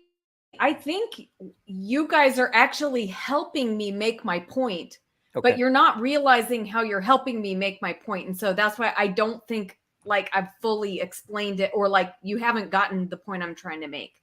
So yeah. So okay. do you want to try to highlight that, or do you want me to try to like maybe go through it again? What do you want to do? Okay. Because I can start let me over. Let me just say a few things about it with regard to what Nathan said about all these like nodes of truth, right? Within, so like, this is what I'm saying is that, like, you're saying the problem is we don't have anything undesigned to compare to design. So how can we establish a criterion? Right. So how can we know? And I'm saying, in the same way, Truman did not have access to anything outside. This is the crucial point. The reality. And that's where we're contesting that, right? Yeah. No, but what did he had access to truth, though, right? But where did he have access to that truth? The previous point you've just made, right? I'm saying you have access to. We have access to truth in this world. In the same way that Truman had access. Well, you're getting confused here, because the thing we're concerned with in the Truman example is truth and falsity, or truth and lie, right? Yes. Whereas the thing we're concerned with in our case is design and not design. Yes. So it's important not to get confused between trying to establish a criteria for truth in Truman's world and truth in our world, because our concern is design and not design in our world. Right. But the reason I think the reason it's important is because, in Truman's world, right, when you're saying, well, everything he believed is a lie, but he still knew some true things. That's like saying in our world, everything is designed, but there were still some undesigned things you could point to, and that's where the issues. Can I just clarify something really quickly, just like 10 seconds? I just wanted to say the whole type token distinction I was trying to make. I wasn't offering that as a steel man of Rebecca's position to overcome the objection, but just to try to find a way to delineate what I thought that she was saying, where the reality is generally designed, but God didn't individually design every individual thing inside of it. But I don't think that really fully overcomes the objection that's being raised. I just wanted to clarify that quick. Yeah, I think that my bell's going crazy. Maybe I'm misunderstanding this, but on Truman's show, everything was designed. Well, the light that reflected. I mean, like it doesn't. Okay. But that's I think that it's not the true. point in the Truman Show is not about design. It's about how did Truman discover that the greater the reality he was living in was a lie, when he had no way. No, he did have a way, right? Because he was socialized parts of it. Guys, right? I know. No, I know, and the thing is, but the thing is, you want to say, right? You want to say he did have a way, and similarly, we do have a way in this world. I understand that, but my point is that in order for that analogy to hold, right, you'd actually have to establish that everything was a lie systematically in his beliefs, and he still somehow managed to distinguish between truth and falsity in order for the analogy then to hold to our case, where everything is designed, but then still we can distinguish between design and non-design. And that's the problem. And you've not shown that. I don't mean that in like an aggressive way, but And then on his analogy, and then on his case too, we know the men behind the scenes. We know that who designed. We know there's all a natural explanation for all of it, and we can actually see and touch and look at the quote unquote God designer.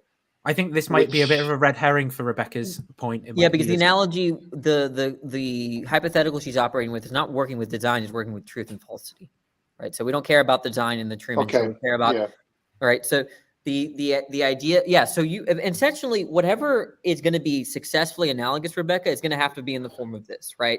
That everything is X, right? Everything is false, or everything is true, right? Or and then nonetheless, there's going to be criteria by which you can differentiate something from whatever that category is. The two sides of the I guess A or not A, right? So if everything is designed, is there a way possible that we can distinguish design from non-design? So that means that in your hypothetical, it would only translate if you were saying everything is false, but nonetheless he had a way to differentiate truth and falsity, or something like that. Wait, just Rebecca, checking in so Rebecca can know it's me. It's Peter. me. Good. We're not going to have weird video, Rebecca. Feel sorry for that. Yeah, that's fine. Okay, wait. Guys, with both what Danny said and what Nathan said, I was slightly distracted because of talking to Peter and letting him know I should see him on the camera. And so I don't know if I really got, guys, I'm so sorry. That's fine. That's not a big deal. I guess what we're saying is Rebecca, you just want to see me. That's it. You like me. Hi, Peter. Yeah, I'm going to be brief so that Nathan can elaborate. But essentially, we're wondering what is an analogous scenario, right? And we're saying that an analogous scenario is going to be in the form that everything is a certain way, right? Everything is designed. Everything is true. Nonetheless, there's criteria to distinguish that and the negation of that, right? Yes. Are you following me? But so the reason we're saying that model does not fit with the Truman model, right? So we need to find, for your argument to work, we should find a hypothetical where everything is X, but nonetheless we can just differentiate between X and not X. Okay. Yeah. Okay. But let me say real quick, there's people trying to enter the studio. We're at our limit of how many people can enter. So try back a little bit later. Okay. Thank you for Rebecca. coming. Also, can I ask you just a quick question? Yeah. Are you in any way emotionally committed to the particular layout, the style you have the cameras? Because the traditional, where it's just kind of like the more rectangular square. Like this. You want me to do it like this? Look, it's your stream. I just gotta say, I don't know why. Probably the autism, but it just bothers me. Oh, yeah. I'm with Leo. I'm with Leo on this. It gives people problems being confined in the cramped space. Crowded. I feel like I'm just. Is everybody more comfortable now? Is everybody more? I'm still hyper focused on the topic, guys. I'm sorry. Okay, yeah, me I'm too. sorry. Now, Nathan, is there anything that I missed in what you said? Like, did Danny express the same thing that you expressed, or is there something else that I'm missing? No, Danny expressed what I expressed. But look, this is actually. So let me. Oh, sorry. Nathan, do you want to say something? I was just going to say, I think I'd want you. It's very difficult in this context, though, to like make the kind of progress. But I'd want to hear you, Rebecca, like really articulate, where you don't see us like grasping your analogy, because I think we've grasped your analogy, and like understood where it kind of falls apart, and we're trying to like. Now I see it as we're trying to like bring you along with us to see that problem with the analogy. And so I want to like have some back and forth to understand like how you're perceiving things and understanding what's what we've said. After that, I have a different question to ask Rebecca. Okay. Because I'm literally doing a show on the title of this one. Oh, okay. Cool. All right, so several shows. we actually. wanted. So Nathan was just. So we got to find that I missing each gotcha. other, right? So yes, I gotcha. So far, I gotcha. you're on board with whatever is going to be analogous has to be in the form of everything is X. Nonetheless, we can distinguish empirically X and non-X. Yes. And I still think my analogy is good, but let me explain how I think it's good. And Peter, we'll have to wait to get to your question because I don't want to take us off this topic. We're no really problem. trying to no problem. explore. Your show. Okay. So the way that I'm trying to make this analogy is that, like, while there is truth within the construct is a lie. Okay. So within the construct, that is the way that Truman learns about truth and lies. That's not true, though. That's just not. That's empirically. If you stick to the movie, it's just not true. He learned. So I don't mean to introduce terminology here, Danny, but I actually think there's like a de re de dicto thing going on. It's the first time philosophy is going to be used. I don't think it will be helpful to point out what those things are. But I think, Rebecca, what there's two stances that you're pivoting between describing, right? One of the stances that you're describing is from the point of view of looking at reality as an observer, right? And from looking at reality as an observer, it's like it's true that of the world that Truman is in a lie or something like that, right? But the other thing that you're describing is the belief system that Truman has from his point of view, right? So like Truman has all these beliefs like that, the sky, that is the sky when he points up there, for example, that's one of his beliefs. Or that, if I go 100 meters, I can keep going that way on the sea. Like he has a bunch of beliefs like this. Now they're all false beliefs from his point of view, but it's still true if we kind of stand outside that he's like wrapped in a lie, right? But what we want to look at explicitly is not like it's not this wrapped in a lie-ness. It's which of those nodes in his belief system are the lies. And when we excise all of that, when we cut all those out of his belief system, is there truth left, right? And if there is truth left, then the problem is going to be that it's not analogous to design in this world, because then it's not like everything being designed, yet we can still distinguish between it being designed and not designed, because it's not the case for Truman that every single one of those nodes was a lie. That's what it would have to be in order for the analogy to hold. But I think this is, and maybe there's something I'm misunderstanding, but maybe there's something you're misunderstanding. And like every time I start to get in this, you guys immediately jump on me. So all right, no, tell us to shut up. Okay, so try to wait, please. Okay, look, Truman's growing up. Okay, he's trying to figure out, like, he's experiencing his world. Okay. And he's learning about truth and lies within his world. Okay. And so what the thing that I'm trying to make is not that, oh my gosh, I'm so confused right now. Okay, look, he is. Try and put it in the terms we put it, like about in terms of the beliefs. Think of Truman as he's growing up, right? And he's being taught these words. Try and tell us a story. Religion that Truman is part of, like. Too confusing. Like, can you tell us from how you understand Truman growing up?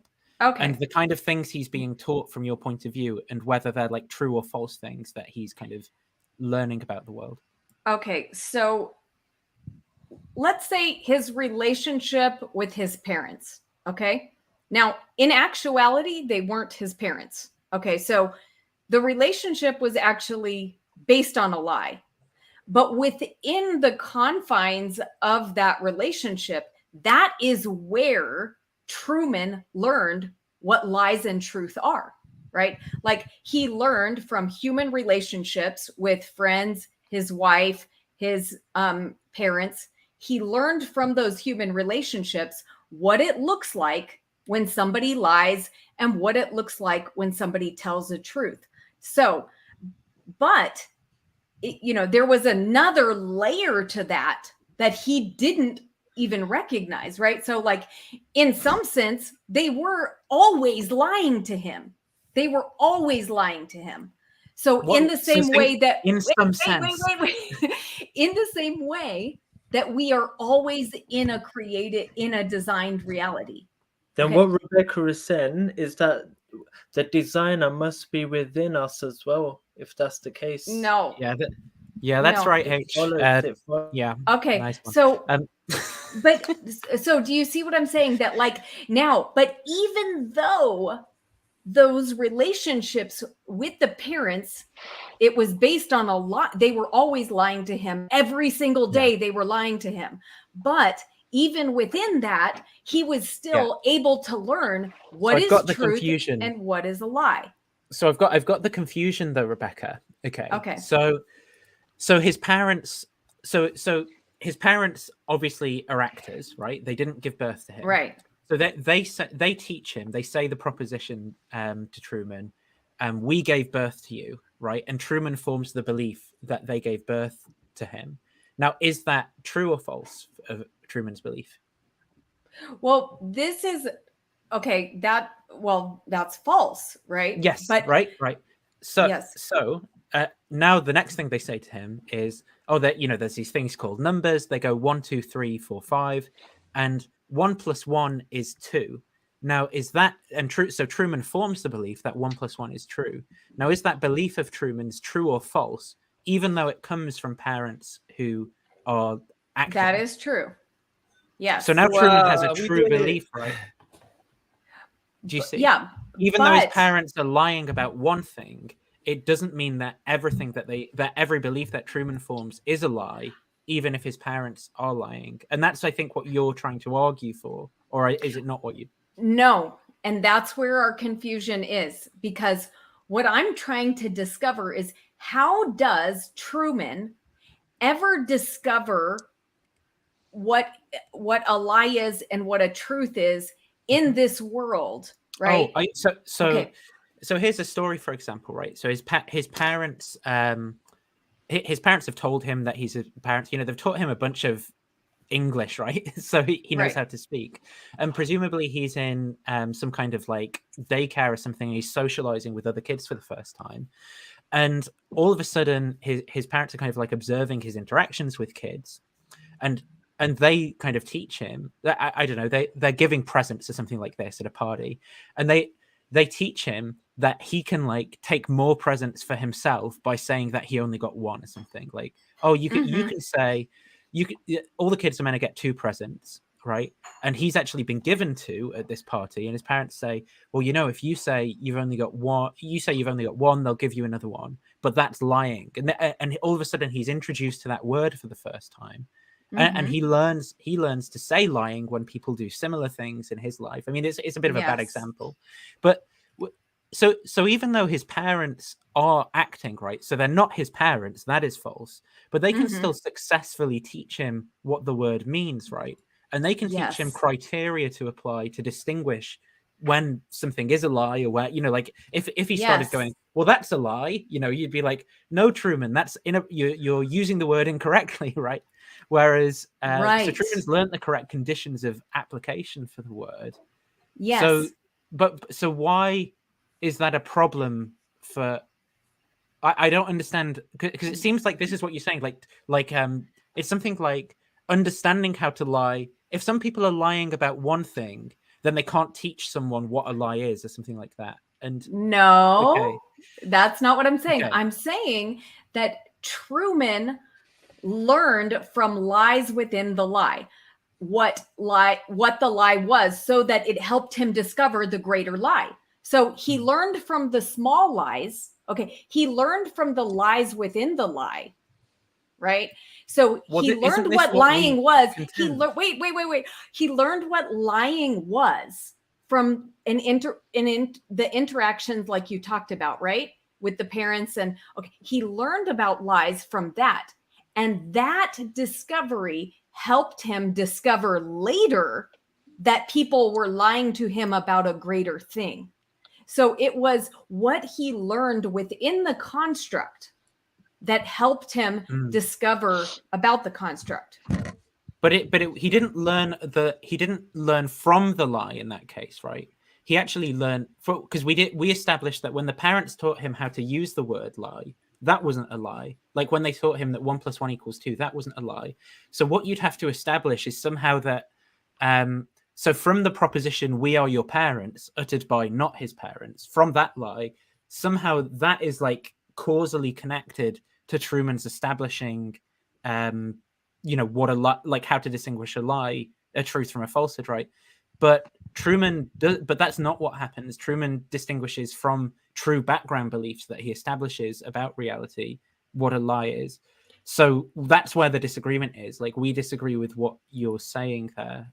Well, what I'm saying is that in the same way that Truman was able to discover truth and lies, like from his experience in the construct, we can learn to experience design from non-design in a designed reality.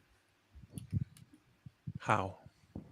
Yeah, but I think there's not a good comparison. Truth and lie is different than design. Design is a process. Truth and lie. It's an analogy. And lie is, Look, yeah, but I don't think it's a good analogy. Look, it's true that we can look. There are ironic things in life. Sometimes I learn more. Like, here's an irony, right? If you're I didn't even think. I forgot you were a young Earth creationist. But let's pretend you're not, right?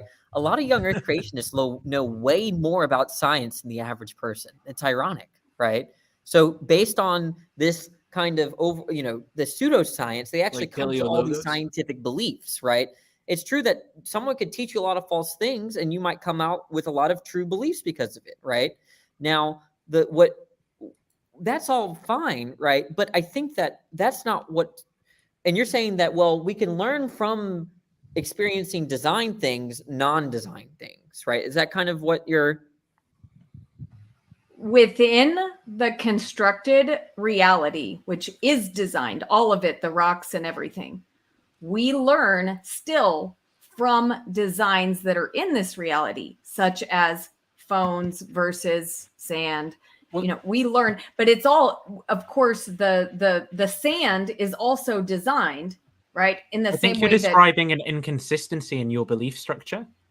I actually think that's what. So I think what you're reporting, right, is you're like, well, I as a Christian, I actually affirm both that like these artifacts are designed artifacts, but like atoms and things are designed, and I mean it in a different sense in both cases, and I mean it in the same sense in both cases. I think what you're reporting to us is like an inconsistency in your belief structure here, or an equivocation.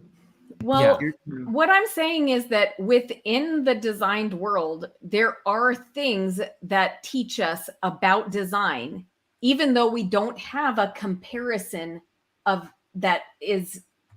undesigned. Like, remember, the original question is, how can we tell what is designed and what is not designed if everything is designed by God? And I'm trying to say that even though everything is designed by God, we still, within the designed world, we have examples of design. Yeah, she's equivocating on design, Nathan, I think. Do you think? Okay.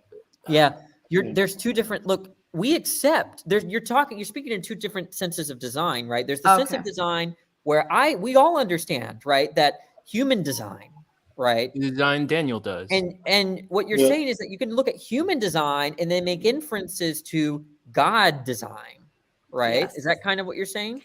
That's one of the things I would say. That's one of the ways that we recognize design, and then we can apply that to the things that have been designed by God. Like, and there are things that God has designed that are more clearly demonstrate skill and intention than other things. So, like, for example, a tree, it displays more skill and intention than a rock. I mean, we can more clearly see, in the same way that, like, if I'm in an art studio and I splatter some paint on a canvas, just, kind of haphazardly, and then I paint the Mona Lisa, well, you can tell which one had more intention, and it shows a greater level of skill, right? Right. So within our world, we have examples of that, both, from the, living organisms,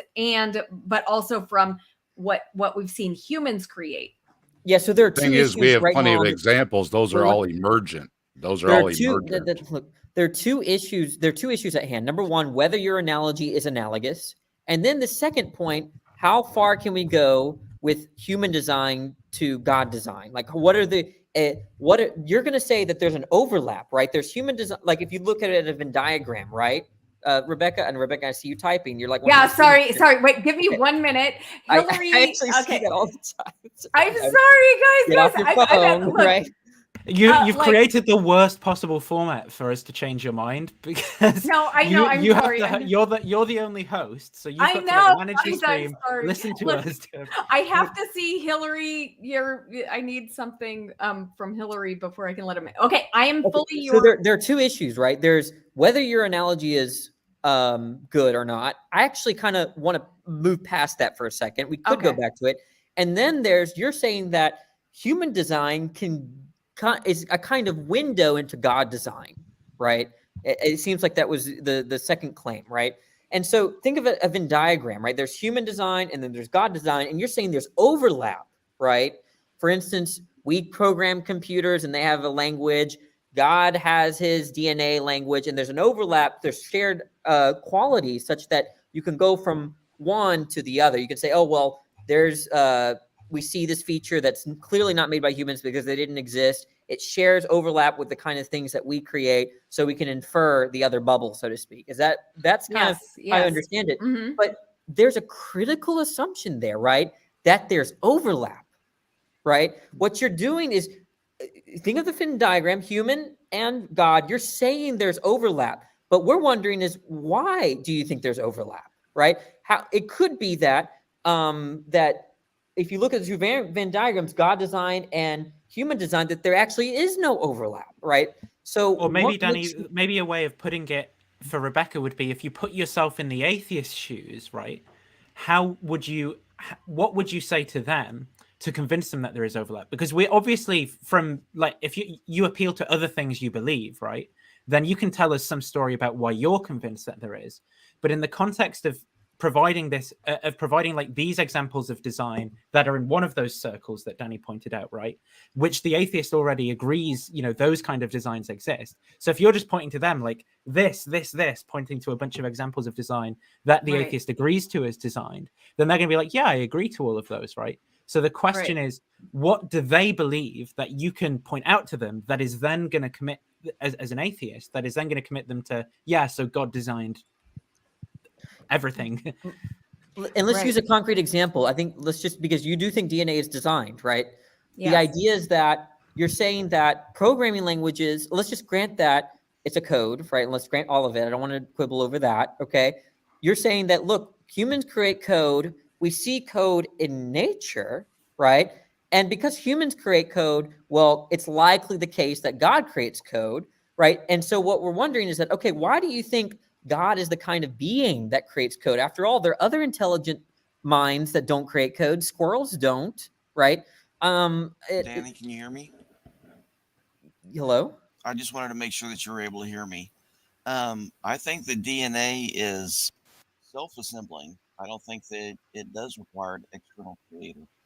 Yeah, but that was being granted for the discussion. We're just granting it. The point is that you're saying that there's this feature that is designed by humans, and you're saying there's this other feature out there, and then you're saying that there's an overlap between God and that and humans, such that they would create the same stuff. But I'm just skeptical that why would God want to create? Like, there's no reason to think that there's a shared layer of the sorts of things that we would want to design. Or well, why did God want to create is a totally different question. No, the question is, why would God, does the God hypothesis predict or that God wants to create a code? Right? Does it predict that? When Daniel designs something, there's a purpose for his design. Yes. So you can't ignore that and then still use the word design. And let me put it in a different way. Why do you think that God has to design? Because design is not necessarily a good thing.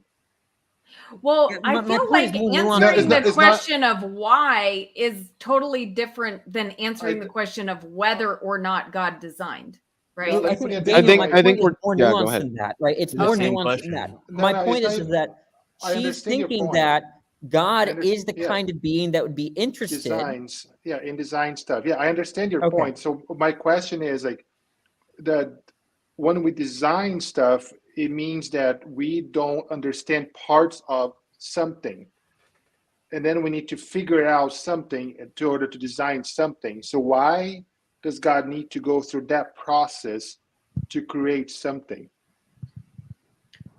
Well, I don't Why know does if God why does God God He's need to has already to use the use omni process of something. everything, design? right? So So then he that's not doesn't designed. need to create something.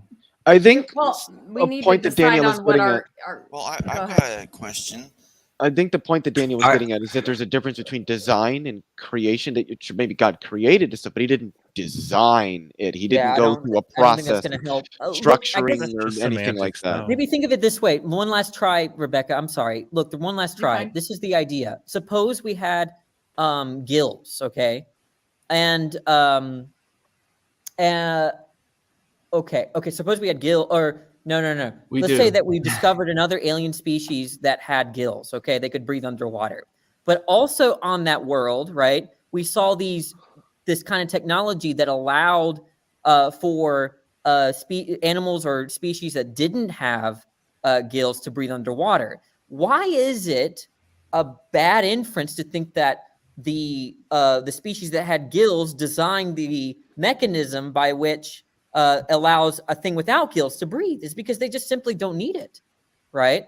It's there's no reason, there's no given that they already could accomplish their aims without it, right? And so what I'm trying to say partially is that God doesn't need DNA in the same way, right? Mhm. He's powerful enough to create us exactly as we appear without DNA. So then what that kind of concludes is that there is no Venn diagram, right? God does not have the same, even close to the same kinds of needs that humans have. He doesn't need codes. We do, right? Mhm. So it's unjustified to think that when looking at DNA, that such a being designed it. That's kind of the point that I'm trying to make. Yeah, I think actually that Daniel was asking the same question. I just think he No, he was wording was. it a No, little bit Daniel was on the differently. right Yeah, track, but I yeah. just had to, yeah. Yeah, because design, we need design because we don't know something and we want to create something. We have a problem that we need to fix, so we design something to solve the problem. By saying that the God designed something, it means that God had a problem that need to be fixed through a Yes. process. What is that problem that God had, and what is that process, and why does God doing that? So there's just three things that design solve is that we have a problem we need to fix, then we have a process to fix that problem, and there's a reason why we need to fix that problem. Those things we cannot figure out those three things from God. But did you Well, understand, Rebecca, the analogy yes. with the breathing machine, right? Why that's not a good inference? Yes. Okay. Yes. And I think Lance has made this point with regard to fine tuning, because he's basically saying God doesn't need fine tuning. So for me, fine tuning is not an example of it's not a good indicator of a universe designed by God. And he says actually the opposite for me. If I saw a universe that was able to sustain itself without all the fine tuning, then maybe that would be an indicator of something miraculous at work, right? Yeah, so is and this kind of the same thing? Well, like very where like quickly, God this is doesn't concerning need the second all point. those designs. This is concerning the second point you made. The first point, we still haven't resolved the analogy you Right. made, whether it's Yeah. analogous or disanalogous, but that was Yes. a healthy tangent, I would say. Okay. But I don't know who else, if Nathan wants to take turns with the analogy. I think he was doing a good job there. But Danny, you I'd still like feel, to jump in. yeah. To go along with your point, in the Bible it says that God just spoke and things came into being. Do we observe anything in the known universe that just comes into being a priori? Do suns just poof into being, or do they have to become hydrogen? Why not bicycles or root beer? Is this a different point? What point is this? No, is I'm going with your No, point. no. I think It's the point kind of he's trying to make is that if in terms of the datum that we're pointing to of design, right? There's always like a material cause or something like that. Whereas in the case of the explanation that what we're trying to establish, there isn't a material cause, and so it's so weakly analogous that the analogy is not going to hold or something. I think that's design is transforming data. What God did, he just created data. Those are two separate things. Mm-hmm. Well, I guess my idea about design is not that it's a problem to solve, but that the way that we recognize design is component parts put together in a way that's functional, right? Like we means fitted understand for ends, right? That's how Paley would phrase it. Okay. But That then sounds- it's not, but also like that show intentionality, right? Like that shows some sort of like product. yeah, but we can clearly see the intentionality, and we can point to the intentions of it. We can point to the process of creating that, and why is that? Even if there's intention behind it, there was a problem trying to be fixed for that intention, and we Right. cannot And point. I think that's the ends to part of that. when you say means fitted together for ends, Okay. right? The ends part of saying that is to say, well, the reason that this artifact has an end is just because an artificer has given it that end. Like natural things don't have ends in that way. Yeah, even But- if we talk about art, if you say art is pointless, it was designed for design's sake, but even that has a problem to be solved because we wanted to fill something, so we design art to fill something, and that's what I'm stuck on this God designs. Like, what is the God trying to solve there? I don't think you Well, can I don't know separate that those he's two trying things. to solve something, but just like let's just take the human eye, for example. Could God make us see without a physical eye? Yes. Sure. But Yeah. sure, he could. But does the fact that we have a physical eye mean that it wasn't put together by God like that? When I don't see think the you want to physical respond eye, this way, Rebecca. I Well, think as an when I open see theist, you have That's better exactly what it resources. shows. You Okay. have better resources as an open theist Really? to respond, right? Yeah, well, yeah. I thank you for helping me. Okay, then help me out, Nathan. Because so What is it if you were a when classic theist, this would if Yeah. you were a classical theist, this would be a bigger problem than it is for you as an open theist. Because for a classical Okay. theist, right, God's going to be limitless in some sense, so Mhm. that you can't appeal to any kind of external limits on the kind of reasons or capacities that God's going to have to do things. Whereas you now can actually just like in whatever you need, you can just specify that into open theism and say God's limited in that way that he like either has needs or wants or whatever, whereas the classical theist isn't able to say God has needs or wants because that's going to be a challenge to their conception of God. So you could that's Okay. something you can do is say, well, God wants to create this way. I mean, I'm not saying this is exactly what you're going to say, but you could Okay. say he's lonely or something, right? And he needs to create beings. That you can do that sort of thing, and the classical theist can't. All this kind of Okay. boils down to the question: why does God need to create? That's the kind of boils down to Or his it. motivation. Well, Yeah, and how we're kind about- of mixing with design and creation. Yeah, and that's the question about why and what would God need and all that to me is like kind of a side topic, because what we're trying to talk about is, look, when we look at things like a human eye, do we have evidence that this was designed? And I think we do, because we've got an So eye what is with it? component parts. Well, you've got many component parts working together in such a way that produces an absolutely fantastic result. I But think this is the Rebecca, problem, though, you get that Rebecca, with make because more sense to say It doesn't produce a fantastic result because we have a blind spot. well, I think it's I've been Human silent eyes for are quite a also while. very terrible I eyes, need to talk every once in a while. So Okay. so my Rebecca, goldfish have when better you say God designed the eye, I have a question first. Is God perfect? Well, I don't know, but I didn't say God designed the eye. I said No. look at the Stick eye, to my question. Is God perfect? I don't know. Okay. So according to the Bible, God is perfect. A perfect being would only where's create. perfect being theism in the Bible? Sorry, Didn't we already Rebecca's a grant that biblical Rebecca open isn't a theist. classical Hold on. theist, Let me try. How about Make you my answer a point. question, Peter? Where in the Bible does it say God's a perfect being? I'll explain. Let Okay, me which verse try. then? That's the only answer I'm going to accept. is where you tell me a verse that says God's a perfect being. How about you answer a question straight if you want Rebecca to? I'll look that up. I've been quiet all this time. I really want to get this out. Right, If and that's a the problem, and the I first mean, point you've I made has can. been terrible. Do you have a second terrible point to make where you can't provide an answer to the question that you're giving? Well, let's be nice. Well, to I Peter, think the then. broader let's let point is Peter that we I already mean- established that Rebecca isn't a classical theist, and perfect being theism is usually taken by classical theists. Okay. Now, maybe Rebecca does think that, but she said she doesn't. I'll so I don't- rephrase my question. So, if God designed everything, then why did he leave a complete track record of how the human eye formed? Why is the human eye imperfect, which got in the early stages of humanity, got humans killed because they've got a blind spot, they don't see things? Why did humans need to develop pareidolia in order to survive? We could have better eyes. There are animals that have better eyes could have than we night do. vision, right? Yeah, we see Or you very, very little of the electromagnetic spectrum. In Yes, fact, we it's a see incredibly abhorrently little. small amount.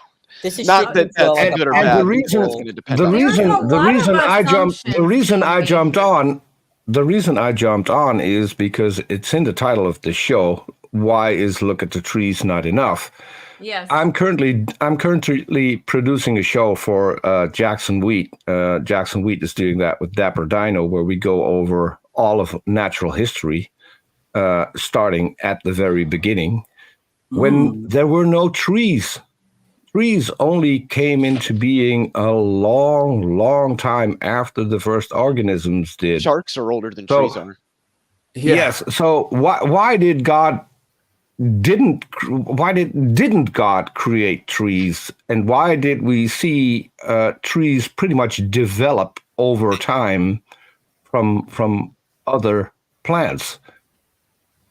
Why is there evidence? Why is there evidence against the creation of trees, but there's abundant evidence of trees coming from Even tree other rings plants? disprove like the young Earth creationism. It's like just amazing. No, I'm not even close to saying that.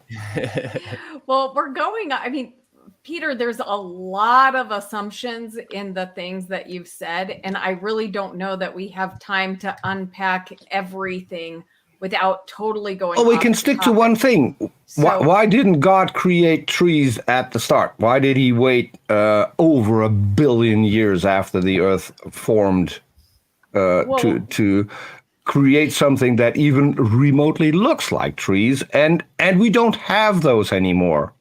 Well, Peter, you know I don't believe that, right? So I believe God created the trees before he created the She doesn't people. believe in So- evolution, Peter. So it's like she doesn't believe in an old Earth. So that's how she. I know she doesn't believe. I know she doesn't believe in evolution. Reality, she just like. Why are you just describing to her what you believe? If what you The believe thing is, so why did God leave all the evidence that points to something not being created, and you still believe that it was created?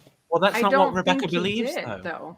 Rebecca Satan believes did it. that all the evidence points towards God having created it, right? So if you're just going to say, I believe that all the evidence points towards God not having created things, Rebecca's going to go, right, good for you, right? Enjoy your life, bye. Like, well, here's the it's not thing. what she believes. Here's the thing.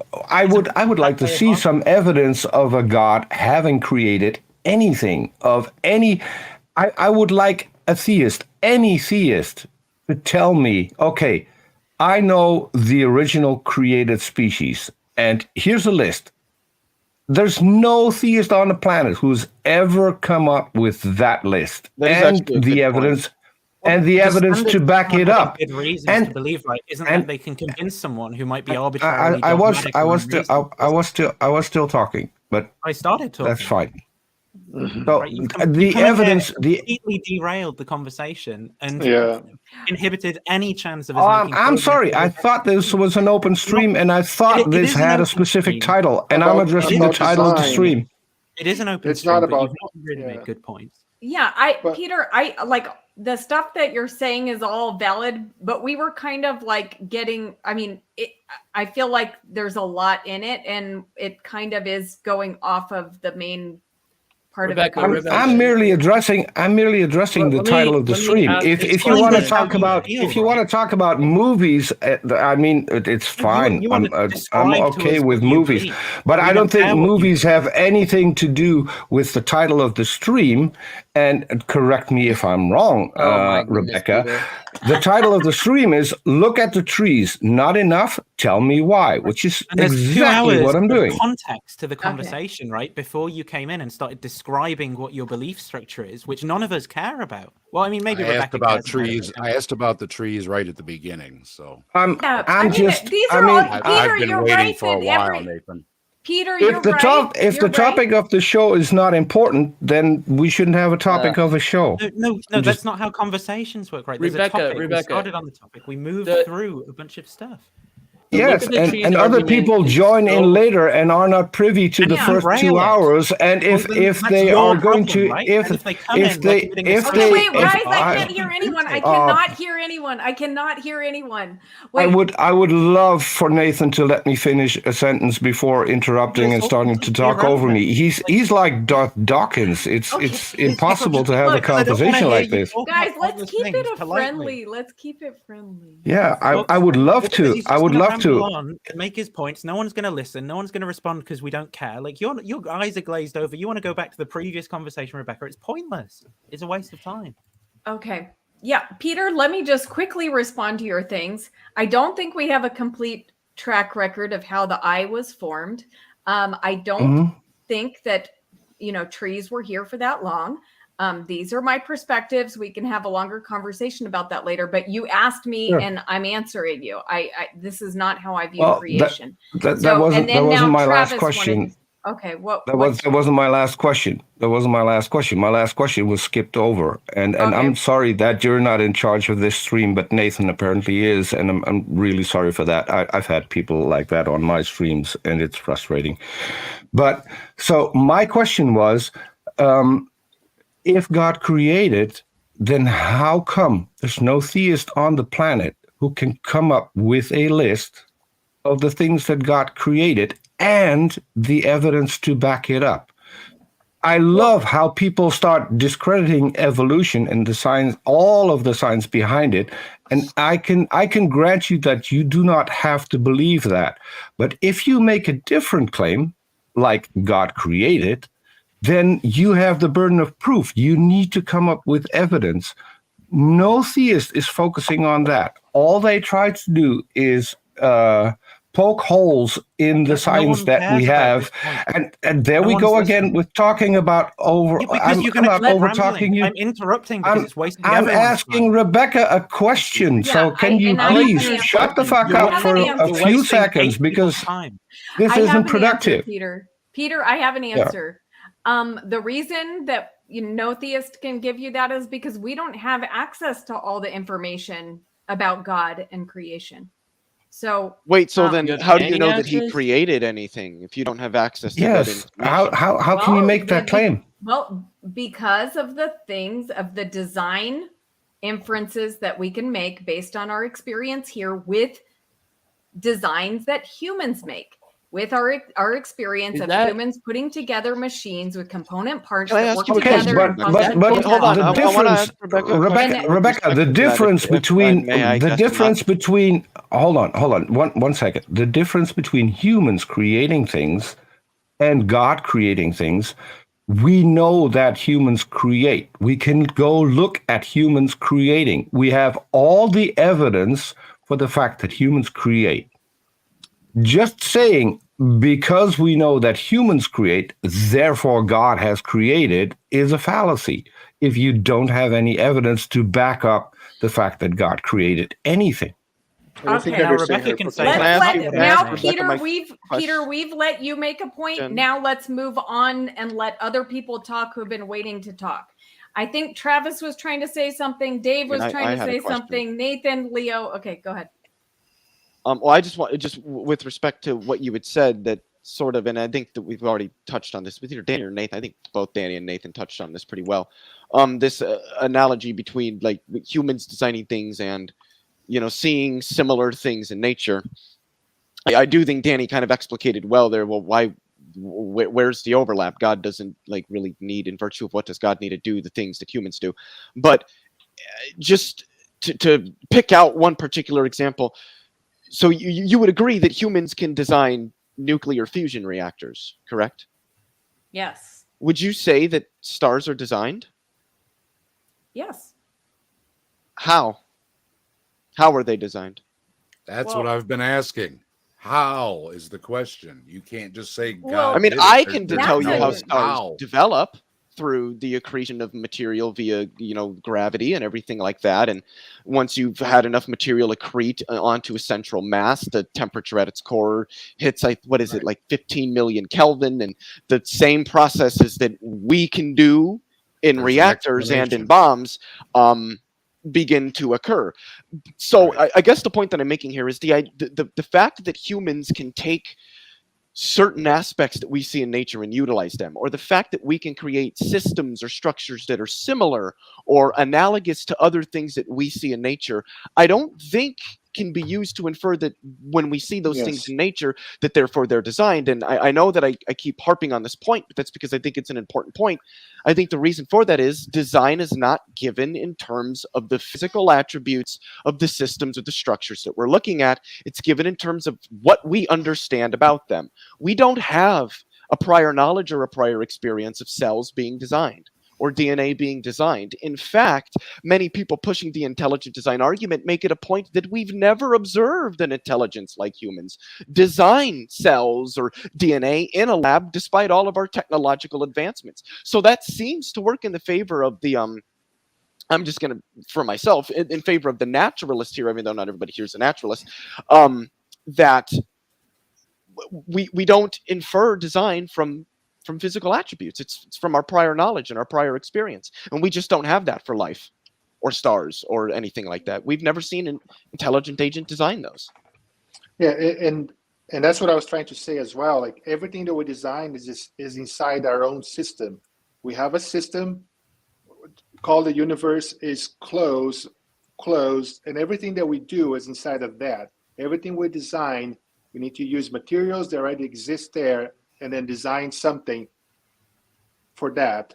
And that's not analogous to God that is outside of this system creating the system. We don't have that. We don't have people in this system creating different worlds without materials. And that's where the analogy breaks for me. Yeah. And I'm admitting that there's some things that we don't have access to, in the same way that Truman didn't have access to some, information about reality. Yeah. So then, my point is, then you cannot use the word design, because the word design means something completely different than what you're using the word design for. You're saying that you're seeing an eye and saying, oh, there is a utility to an eye, therefore it was designed. If I can jump in real quick, when we design something, we do it incrementally. We make changes. Like if we make an iPhone, we didn't come up with the very last iPhone that'll ever be made. We started out with one model and it kept going through different iterations. God wouldn't do that. If that was the case, he wouldn't have to use, I guess you don't believe in evolution, but we can see in the fossil records that species don't just emerge out of nothing, which is what the Bible claims. They just poof into existence. But even granting you the young earth creation, let's just assume that is correct. We cannot just say that that's a designed. It is something that was. We cannot observe that in our current system. What we'll observe is people using what God created to build other stuff. That's design.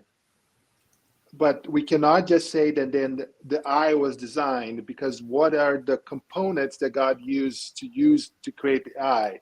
That's what I'm trying to say the whole time. Like, you need to come up with something different. That's where analogy breaks. It's two separate things. Well, it goes to the whole definition of design, though. As humans, we do it incrementally. We don't just come up with the last product, on our very first try. So if God is designing, is he screwing up a bunch? Did he make a whole bunch of rough drafts and just keeps destroying them? Or did he come up with a final perfect thing? And so there's no need to go through a design process. He just made it, it's done, and that's it. Yeah, and that's the key word there is process. Why does God need a process? If there is no process, there is no design. You should let Rebecca, like, we've been saying the same stuff Sorry. over, you know, Well, I really want to find where Rebecca is, like, where we're disconnecting from each other. I'm not, you know, it's not an easy topic. By the way, like, Rebecca, this was one of the things that kept me a Christian for a long time. Like, the design argument was the most persuasive one to me when I was a Christian. So I understand the intuition. I really do. So I just really wish we could work towards where do we branch off, you know? Yeah. So, okay, then Danny, how do you see it now? Like, why do you not see design where you used to see design? Yeah. So I think what happened to me was I realized my Christian conception of God was so human-like, right? I think that's what's going on is that, oh, we do human stuff, and then we see stuff that's kind of like the human stuff we do, and then we attribute it to God because we think God is very human-like, right? But if you really are working with the bare bones concept of God, right, this thing is like almost like a number thing. I mean, it's like a number, right? I mean, it's empty of content, right? Like, So really, maybe that's what's wrong, though. Imaginary. That because I think you were right to think of God as human-like. I mean, look, the Bible says that we were created in his image. So if you want to know what God is like, the thing that you should look at is human beings, right? But you're kind of presupposing the Bible is telling you the truth about the nature of God. And so, but remember, what the question is about God's existence. So we're not going to be able to appeal to the truth of the Bible. I guess I'll ask you, do you think that the number 3 wants to eat cake? Does that make sense to you? No. No. The reason why is because you have a concept of 3, right? It's odd. It's next to 2 and 4, right? And none of that concept doesn't get you to it wants to eat ice cream, right? So now let's take our concept of God, okay? Our concept of God is there's this mind, right? Can do limitless or pretty powerful, okay? So it has a lot of causal powers, and it knows everything, and it's perfectly rational. It doesn't fail, okay? That's linked to omnipotence. Now, let's ask the question, does that thing want to eat ice cream? Where in that concept do we get it wants to eat ice cream? No, right? In the same way, you're saying that it wants to create DNA, right? And to me, when I hear how I got over this intuition of the design is that I realized that saying that God wants to create DNA for these purposes is like saying that the number 3 wants to eat ice cream. The concept does not lend you that at all. To say that this entity has human-like desires is like attributing that the number 3 has childlike desires and wanting to eat ice cream. And it's just an unjustified assumption that I grew up with. Yep. Yeah, right. But wait. Let me respond to what Danny's saying here, because I think, Danny, though, I'm working in an opposite direction. So I'm not starting with the assumption that God wants to do anything, right? Okay, except by special revelation. Okay, by special revelation, I understand that, right? But with regard to the design argument, we're not starting with what God wanted to do at all. What we're starting with is what we observe. And so when we see what we observe within living organisms, fantastic machines that contain many component parts working together in perfect harmony. And we have to say, now, where did that come from? And the only options are it came about by natural processes or it came about by a god or gods. Right. Yeah, so those are the only options. Because even if you say aliens, then you still have to go where the aliens came from. So those are really the 2 options. Could this come about by natural processes, or was this a supernatural act by a divine being or beings? And so to me, when we examine like when we take our observations of the world in other ways, such as, does a phone come about by natural processes, or does it come about by the work of an intelligent creator? Then with so many analogies within our human experience of humans designing things, intelligence at work, then we take that and we say, okay, I may not know who this being is or what he wants. What I see is that this was intelligently designed. And maybe we don't know any more than that, except for through special revelation. But I'm not starting with the assumption about God's wants and desires. I'll let Nathan go just really quick. Okay, no, let Nathan and I'll make my point. I wanted to address Nathan and Rebecca for a quick minute. Wait. No, I want hold to on. hear. Wait, hold on. I want to hear Danny's response to what I'm saying, because this was Danny's comment. I love that. Danny's response. Then we're going to go to Nathan and Peter. We will eventually get back to you, but I want to hear. It's just a quick mention. Matthew 5:48. Be perfect, therefore, as your heavenly Father is perfect.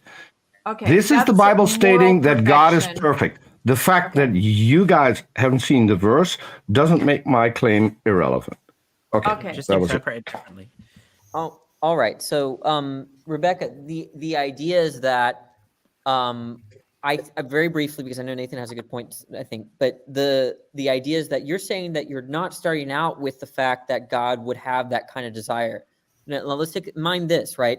We're wondering, when you look at DNA, you're seeing that it's very similar to the kind of things that we make. Let's just say that's true. I mean, that's plausible. There's similarities there, right? But then what you're doing there is you're inferring that this entity, like the number 3, right, has the human-like desires. That's the inference where I take issue with.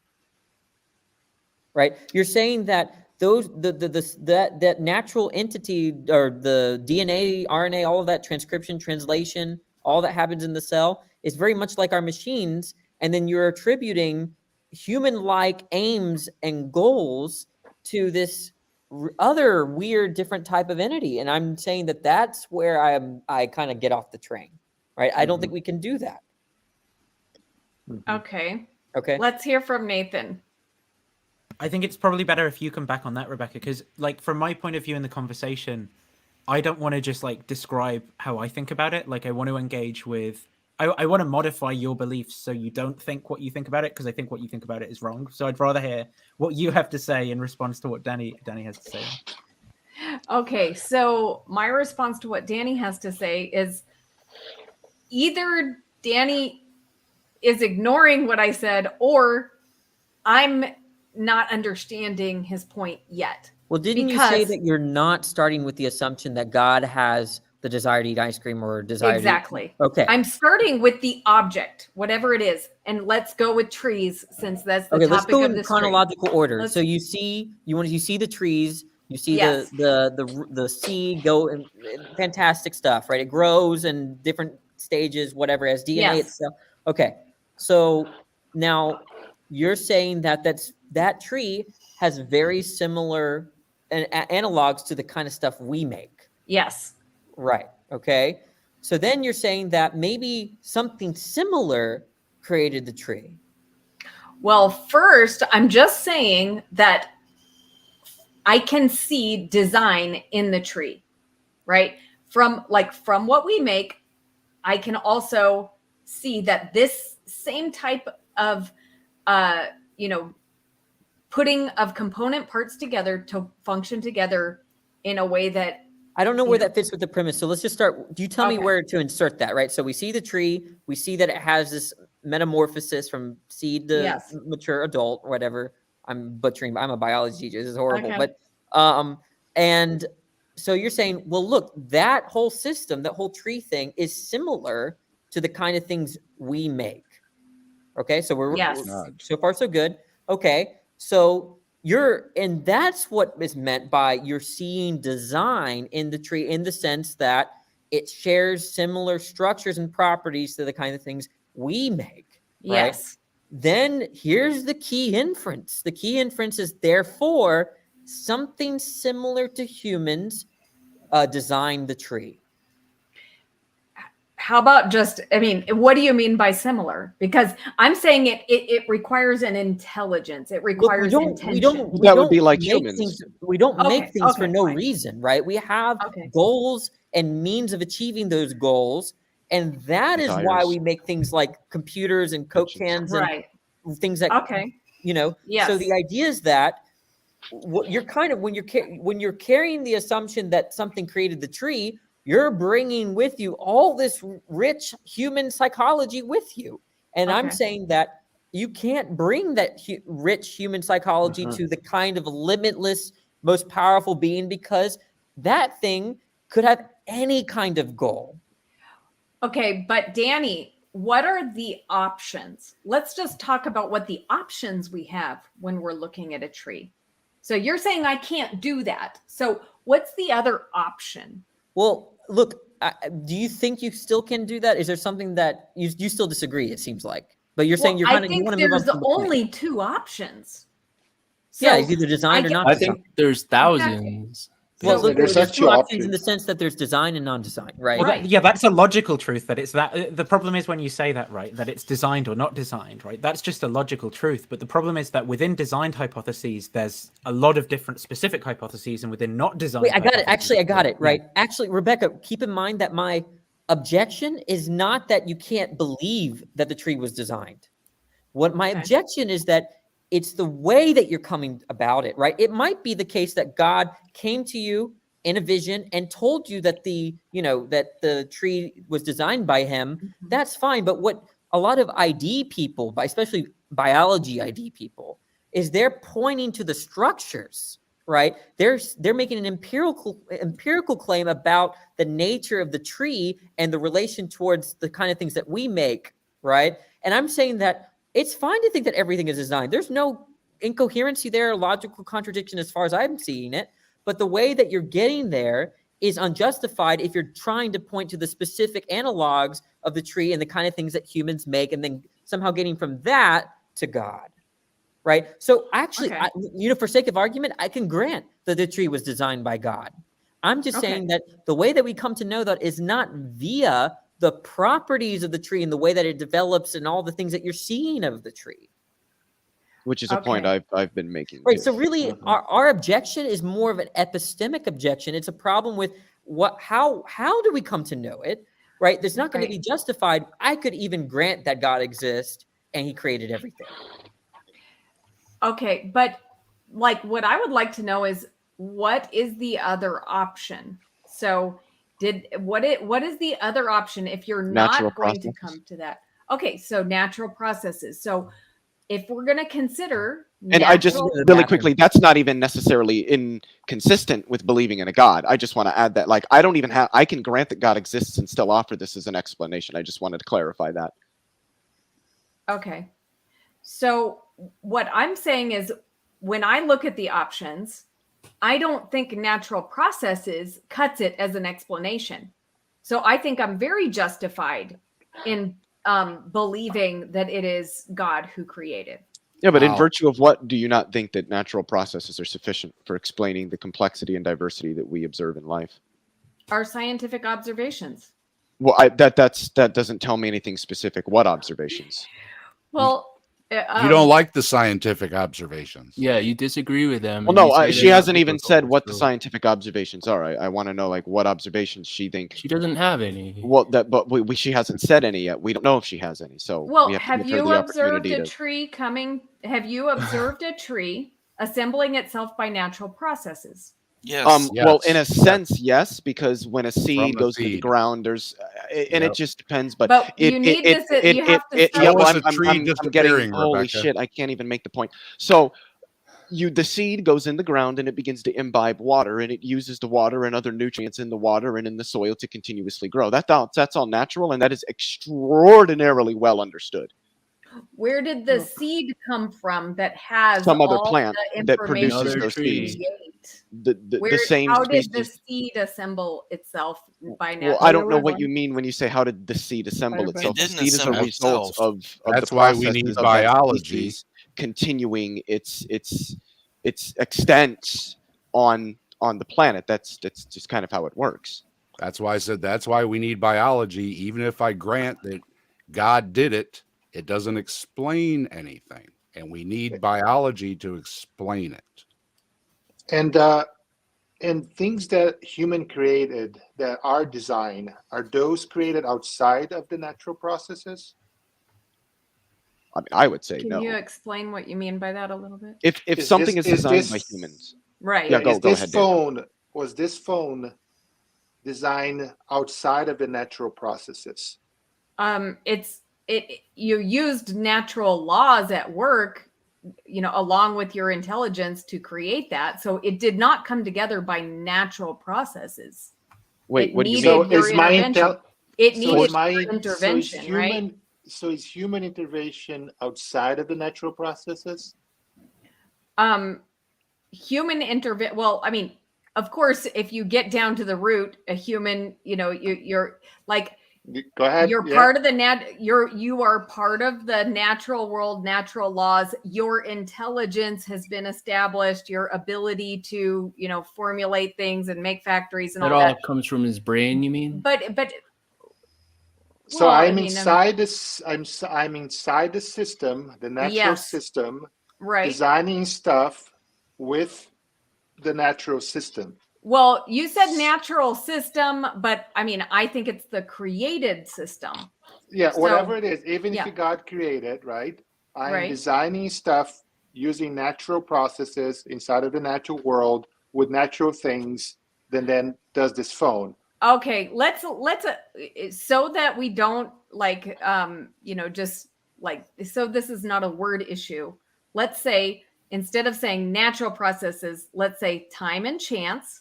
Versus but that's not really what it is. It's not time and chance. It's natural processes that are extraordinarily well defined and well understood. That's not time and chance. Is just, I have to be honest here.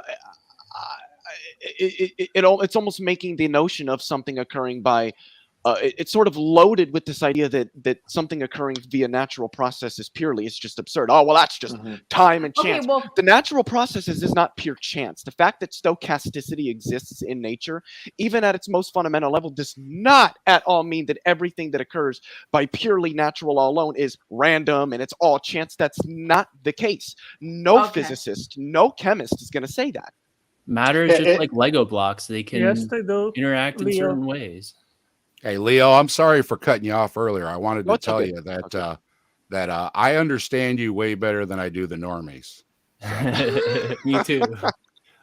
Yeah, so I think our point is that everything that we see that is designed, tree or a phone, is inside of this system that we live on, and we don't have access to the outside system. So how can we infer that there is a human mind that is one of the requirements of a human mind is the world that we live on?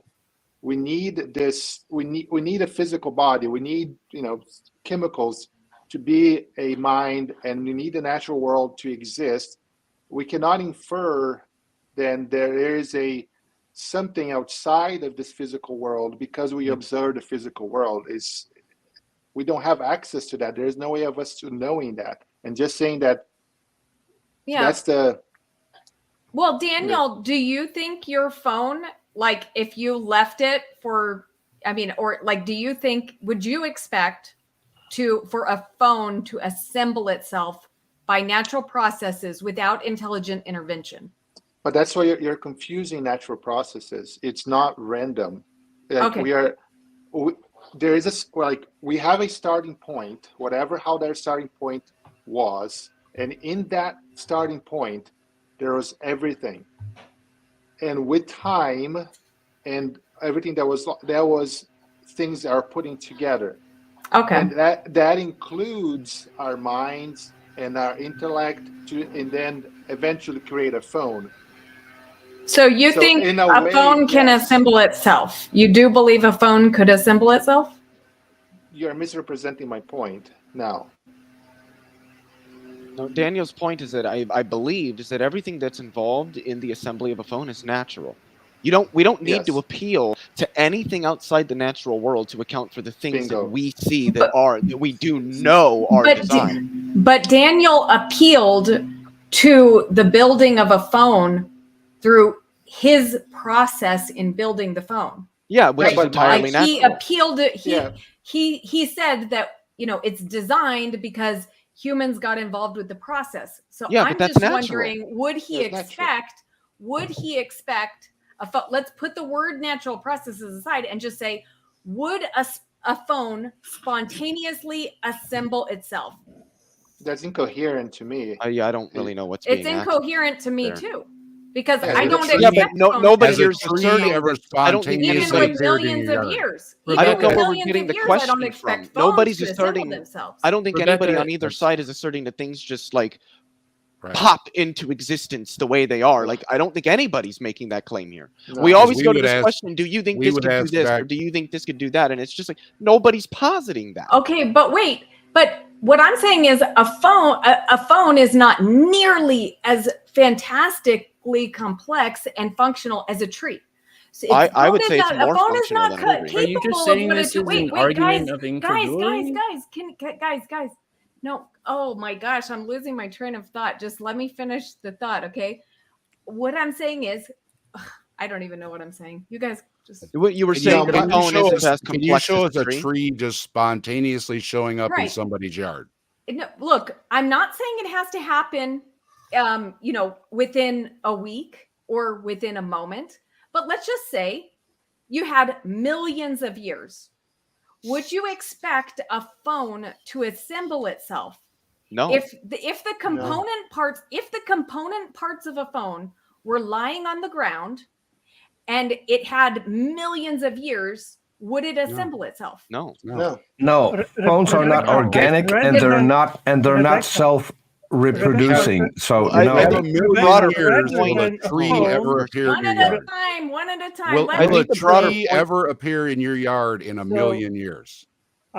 Rather than giving a phone as an example, I would analogously to the tree use a photovoltaic system, because that is analogous to what we see in the tree, which uses photosynthesis, which transform energy in the form of light into glucose, which is the energy currency in the cell of the tree. And in the photovoltaic system, you have analogously the same thing, where sunlight hits the solar panels and then it is transformed into electrical energy. So this is an equivalent or analogous system. So the question would be, rather than a cell phone, would a photovoltaic system emerge randomly without the injection of intelligence, even through a long period of billions or millions of years? Okay. Probably, Is yeah. intelligent natural? What the other thing there is that photosynthesis is just ultimately a result of the photoelectric effect, the fact that light can cause electrons to move. Like that's it. Yeah. We know that's a thing that exists and is a part of the natural world, and life uses that process. There's the nothing. response to this, Evolution uses Rebecca, natural laws is of physics. It's like incredibly like basic here. the response to this, Rebecca, I think we've discussed, but it was a long time ago. And suppose I take two probabilities. Probability A is 1 times 10 to the negative 1 million probability. Okay. Now that is an absurd probability that not even the creationists talk about, with respect to the probability of DNA forming naturalistically. Okay. So that's probability A. So probability A is 1 times 10 to the negative 1 million. Okay. So which one is more likely, A or B? Well, what's B? Exactly. The point is that you have no probability value for the likelihood of God wanting to create DNA. And But so at it doesn't what point matter. does Beautiful, A Danny. become too absurd? But at what point does A But become the absurdity too of absurd? A does not itself Yeah, just prescribe any Excellent, particular Danny. explanation. That was excellent. Look, I know. Look, well, Danny, the thing is that you don't even need probability when it comes to intelligence, because we know by our own experience that we as intelligent beings, we can make photovoltaic systems, factories, Yeah, but we have brains, machines, Otangelo. DNA codes, information codes. We know that already. So that is an Right, we know we established have fact. brains, Yeah, Otangelo. we know that. We don't. Yeah. Okay, so the quest here was intelligence involved. Yeah, but we don't to know that create God all does these those things. Yeah, Or like not. we know That's we the know basic point, brains yes. produce question here. intelligence and then produce design. What you guys are saying is there's an immaterial brain that produces design. And we're saying, well, show us the evidence. And because it's immaterial, you can't posit any. You just have faith. Well, the effect is the path to the cause. We can look into the natural world. We see things and features which have the appearance All we of see being is like designed. big numbers, like Therefore, we Danny can was saying. infer that intelligence had to be involved in some way Okay, to so create what? all How this did the stuff. intelligence get there then? Then you're just Wait. like you're pushing back the fine tuning argument Cause is to where we're at. Right? Cause God and was effect is somehow. not a Now, law look, either. let's say, okay, Danny didn't give me an option. He gave me probability A. Yeah. He didn't give me Mhm. probability B. But that's the I'm point. going to give but I mean, it, you know, if the probability is incredibly low on probability A, and then you have option B, right? And you don't, you know, which is an intelligent designer, to me that is much more. No, that's not the probability No, B. that's not the Probability point, B, yeah. probability B in this case would be the God forming the desire to create all those nucleotides. What is the probability of God wanting that particular desire? Because keep in mind, you see, the probability space with God is incredible, right? He could want anything. In fact, any logically possible world is actually, if anything, I could actually make an argument that it's going to be 1 times 10 to the negative billion, right? Infinity, right? There's going to be infinite worlds, right? And there's not going to be, so really between A and B, the probability value that I'm looking for is the probability that that kind of God would want these specific nucleotides, these specific electrons and protons down to the very most fundamental particle in this particular configuration. I don't know what the probability of that is. And then arguably it's going to be actually even less. Yeah, and so you're saying, do you think that an intelligence equates to God? Let Rebecca respond to that. If we're just throwing sorry. things at, It was kind of part of your point, but go ahead. Yeah, I know. Well, I mean, look, Danny, when it gets into talking about what the probability of God wanting something, to me, that is, like I said earlier, a totally different question than and not one that I even want to Look, if you're engage saying with, it's designed, right? if you're saying DNA is designed, that is what's implicit there is that God wants something. He has a purpose for something. There is an intentional state involved. Otherwise, if God had no intentional state, right, it's not design. Well, right? he had the intention to create life. How do you know? Design, you're Well, concluding a because desire. we are here, right? So Yeah, but us being here doesn't our mean that we were argument, designed by anything. That's just arguing in a circle at that point. Well, it The mere depends fact that when, life but- exists doesn't tell us why it exists or how. Well, No, Magic it doesn't Pixies made the light. explain why, but the question is, what is the best explanation? Had intelligence to be involved or not? Well, we've Okay, never so let me observed ask an my- intelligence design life, so I don't see why Let me that ask would be you- an explanation that The would be best considered. explanation is the one that where there's evidence for it. Is there Okay, let me any ask- evidence for any supernatural You being should just go back creating to my original anything? Well, point. I My original use point. evidence. The word evidence, I use it for explaining what is. Yeah, the we're not. natural world is. That's the evidence. not Where there. does Danny, it lead please, us? please go ahead. Well, first of all, if anybody wants to leave for Pine Creek, because that's up to them, but he wants to come in. No, yeah. So my point is that we don't have probability values for what this kind of mind, a disembodied mind, wants at all. In fact, arguably, the probability will be lower given the sheer probability space for such a being. So I'm just saying that no matter how improbable it is that DNA assembled itself, it could be 1 to the times 10 to the negative billion. You're not going to be justified in saying that it's going to be more or less probable than God forming the desire to how to design DNA or to create DNA. Yeah, Also, yeah. Rebecca, can I ask just a quick clarifying question? Because it's something I should have asked this sooner, but I didn't. When you say X assembled itself, or do you think that X, put DNA, trees, whatever you want in for X, when you say that it assembled itself, are you saying that it came together with no external influences whatsoever? Or are you simply saying that those external influences are not intentional? Okay, so Pine Creek wants to come in. I'm going to leave then. Y'all have a good one. You take it easy, Danny. Okay. Thanks for the convo. Thank Yeah. you. I'm Wait, going no. to- I want to Hold on. I'm going to hop off as well. Rebecca, See you, Peter. I would love to have a chat with you about the topic that you put up today, maybe Sure. in a one-on-one. Yeah. So email me and I'll come over and hop on your channel. So All right. we Peter, can can have you a chat. really hold a gold bald Okay. eagle? Thank you. Okay. Yes, the eagle is called Tucker. I'm called Peter the Tucker, and I get to play with right. him whenever the weather is nice. Awesome. So That's a cool thing. Birds of prey. it's an incredibly cool animal, and it's amazing to be able to play with that animal every once in a while. They've really been Rebecca, repopulating in the U.S. Yeah. Thanks for having me. Oh yeah, thank you. I'll catch you later. Take it easy, Okay, Peter. By the bye, way, I want to Peter. talk to you about something at Okay. some point. It's nothing bad or like serious or anything like that, but just like a quick question that I had. Leo, We can get it later. I will always talk to you. You're my I just favorite wanted a angry guy. redesign on the intro that I have for my channel. I just was going to see if there was a way you could just change out the logo and then maybe darken it to fit that logo is all I would need. I didn't know if you had time to do that at any point, but we can discuss that at a time is always a problem, but just shoot me a DM. I'll see what I can do. Sounds good, buddy. You take it easy. Okay. Catch you guys later. Bye-bye. Peace out. So Leo, let me just yeah. Oh, do you remember my question or do you want me to I need a refresher. Sorry. So but, when yeah. you say that X, and again, you can fill in X yeah. with whatever you want. When you say it assembles itself, are you saying that that the parts come together, so to speak, with no external influence whatsoever, or are you simply saying that there is external influence, but it's merely not intentional?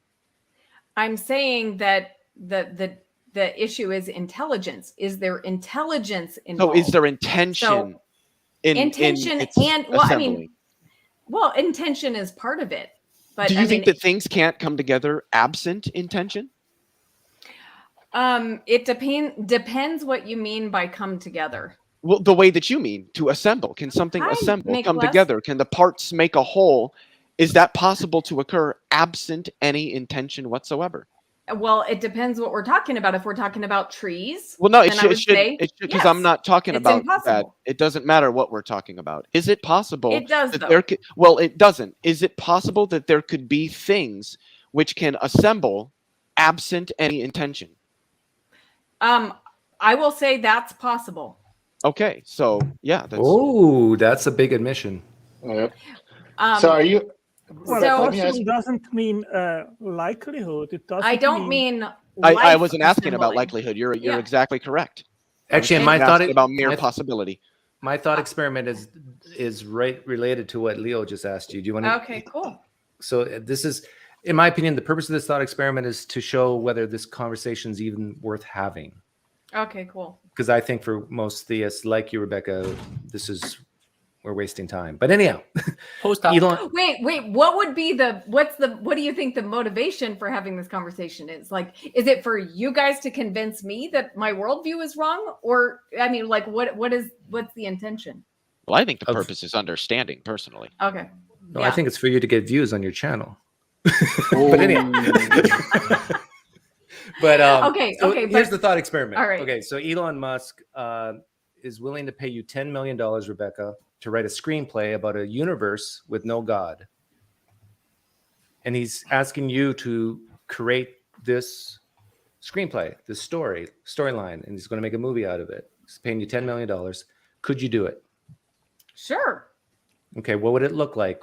Just off the top of your head, what sort of things would you put in the screenplay?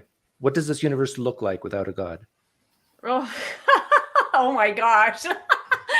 Well, oh my gosh, this is a good thought experiment. wow, maybe it would be harder to go. I mean, I could imagine up a universe.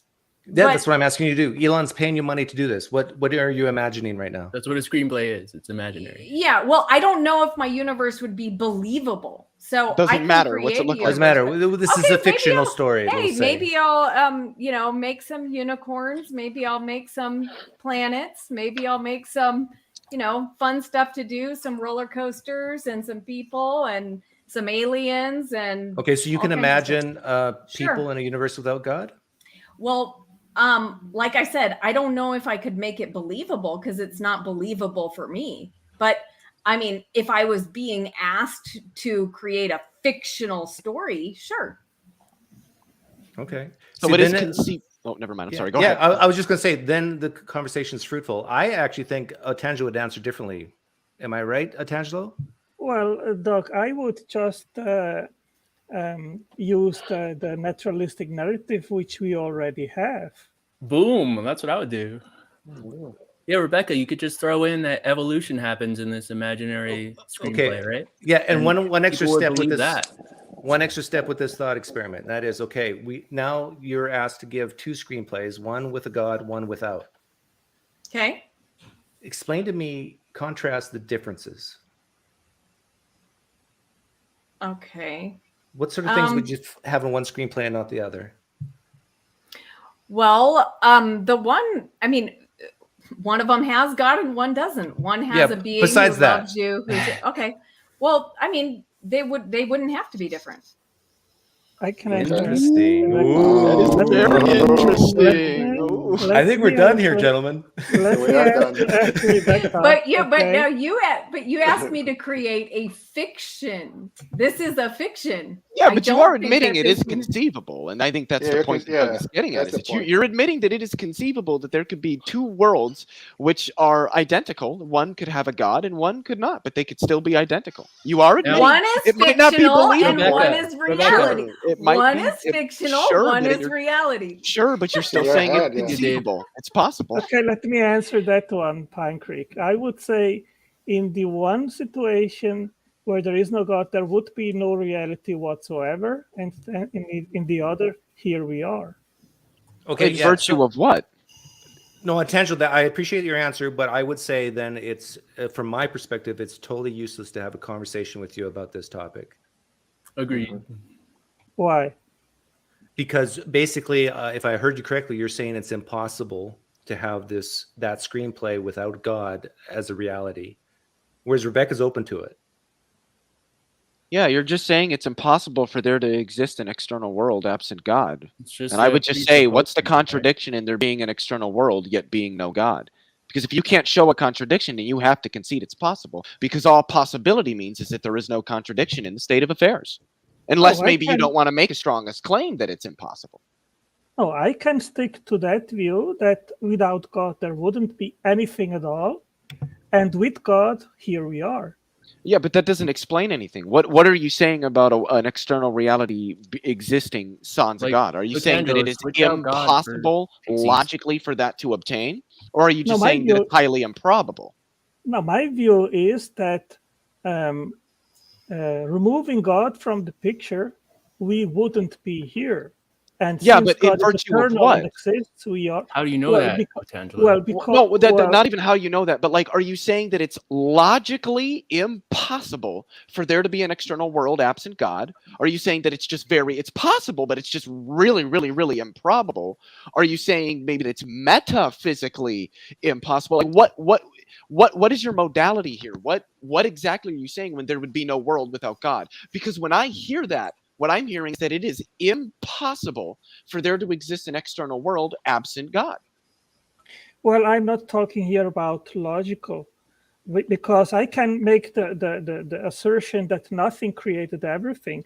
From a logical standpoint, this is there is no incoherency in the sentence which I just said. No, nothing can I would say if we are talking about ontology or reality, then that's an entirely different issue. And that's the aspect from which I am saying, I think ontologically or metaphysically speaking, so it's the state of affairs that no God would create or would be possible without an agency or a creator to have what we have is not possible.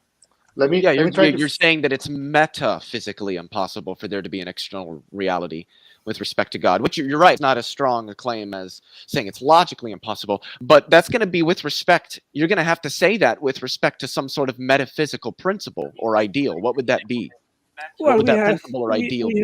We have, for example, Aquina's first way, which makes a distinction. Well, but that's an argument, not a metaphysical principle. That argument would be based on some like metaphysical. So like a metaphysical principle, like one that you might want to appeal to here would be something like a causal principle, or like the principle of sufficient reason, or something where you could say that an external world, which is contingent, wouldn't be able to exist without the say some sort of necessary being to sort of ground that contingency, and then that would be something along the lines of a contingency argument. But I don't know if that's something that you would want to say. Yes, I think that the contingency argument is sound, and I've never seen any atheist refuting it. Well, but what's the argument for the principle of sufficient reason? Why should I think that everything which exists and is contingent requires some sort of explanation? Well, because you cannot go ad infinitum back in the chain. Let's say it's not ad infinite. Let's say that there's just a brute just a contingent fact, a brute contingency that exists. It doesn't go all the way back, but it just has no explanation. And now sure, that might not be a satisfactory answer, but I don't see how that's necessarily an inconsistent answer. I would need an argument for why I should hold to the principle of sufficient reason. Why ought I believe that just because something is contingent, it necessitates an explanation? What's the argument for that? Well, you've just made a case for me, Leo, because I can well imagine that God, rather than to exist beyond the physical universe in a static situation, that he perpetually is in motion. And I don't have an explanation for this, but just God, he just is. As Christ said, I am. So he just is. I don't have an explanation, but he is in a perpetual motion. And then at a certain moment in that motion, he decided to create the physical universe. And then from there on, everything physical started.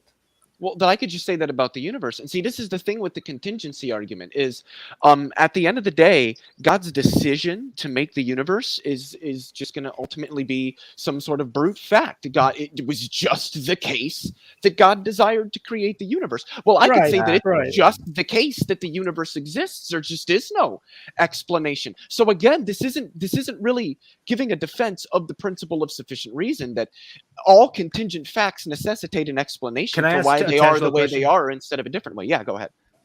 Attentional, why ought anyone talk to you about this topic if you're not willing to be open to change your mind on it? Like, I'm open to with the idea of God. I say it's possible that God created everything, but I'm hearing you say it's impossible that we're here without a God. So why should anybody talk to you about this?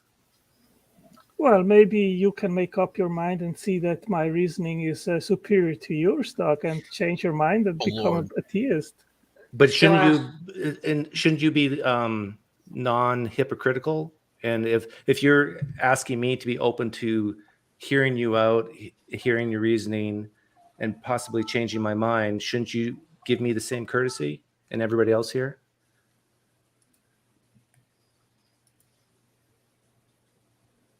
Tangelo, you are muted. Tangelo, are you there? You were muted. Can I ask? Can I go back a little bit and ask a little bit on the design question? Some new people joined. I want to give them a chance to talk really quick, Daniel. So I can't remember what order you guys joined, but the naturalist, Danish debater, and Gabriel. Naturalist, Danish, Gabriel. Naturalist. But Otangelo is back if he wants to answer that question from Doug. Okay. Do you want to answer, Otangelo? Okay, I think something's going on with his internet. I think I was last if the naturalist or Danish debater wants to go first. Naturalist first, then me, then you. Hello, everybody. Hello, Rebecca. Hi. Been watching your streams for a couple of weeks now. Really think hi, Doug. Bye, Doug. Been on Pine Creek's channel. Really love your setup. Hope your channel grows. I think you're an awesome hostess. Thank you. Yeah, I think it's a great. I love the feeling and I love the vibe. I think you're not too domineering and dominant like a couple of the other channels are. You give us time to speak. I think you're relatively fair and a good moderator. So yeah, I really hope your channel grows. I think it's a great setup that you have. I'm a former Thank believer. you. Okay. I became an atheist in 2008. So I think for us, it's sometimes wait. I'll let some of the other guys do their intros as well. I hope to come on here again if you'll have me. So. Oh yeah, of course. You're welcome anytime. Thank you. Well, sad that Doug is gone. I would have loved to answer his question. I know where he wants to go with this. There'll be other times for sure, Tangela, I'm sure. So maybe I can just say, I think sometimes when you ask, like you were asking about the seed, I don't want to go too far back, but you were asking about the seeds, like where did the seed come from? That's probably like to an atheist or a naturalist like me, maybe the wrong question, because then you're going to be like, okay, well, it came from a tree, a former tree, or a parent tree. Mm-hmm. I think the kind of question that you want to ask is, where did the DNA come from? How did we get to DNA? And I've been in a debate for over a year with a young Earth creationist on many different topics. She's now not a young Earth creationist. Mainly two things that convinced her. That's zircon dating. You want to look into that. What is zircon is phenomenal. That's actually how we tell the age of rocks. And zircon is a very, very pure kind of way of dating things. And it's self-correcting, so you can look into that. And the tree rings, I don't know who it was. I think it was Atheist of the Weekend. So there's a 12,000 year unbroken chain, the Hockenheim oak tree tree ring set. It's over 12,000 years long, and so it's these oak trees in Germany. So basically we have a record going back 12,000 years, and that's basically up to the last ice age, when they basically lost part of their record. So it has nothing to do with the origin of DNA, right? It has to do with the age of... No, that's just young Earth creationist. I mean, at least you can get to 12,000 years. I just don't. The think only the problem in the naturalist view to the creationist is that there wasn't enough time to make all these little changes. But then if you put all that time there and you say, imagine very incremental changes over billions, millions of years, then anything is possible.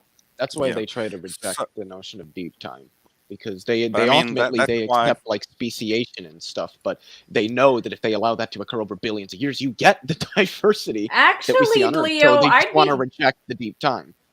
Actually, Leo, I reject the deep time for theological reasons, not for scientific not for thinking that if you just had enough time, you could make this happen. I think I could give you trillions, quadrillions of years and it still wouldn't happen.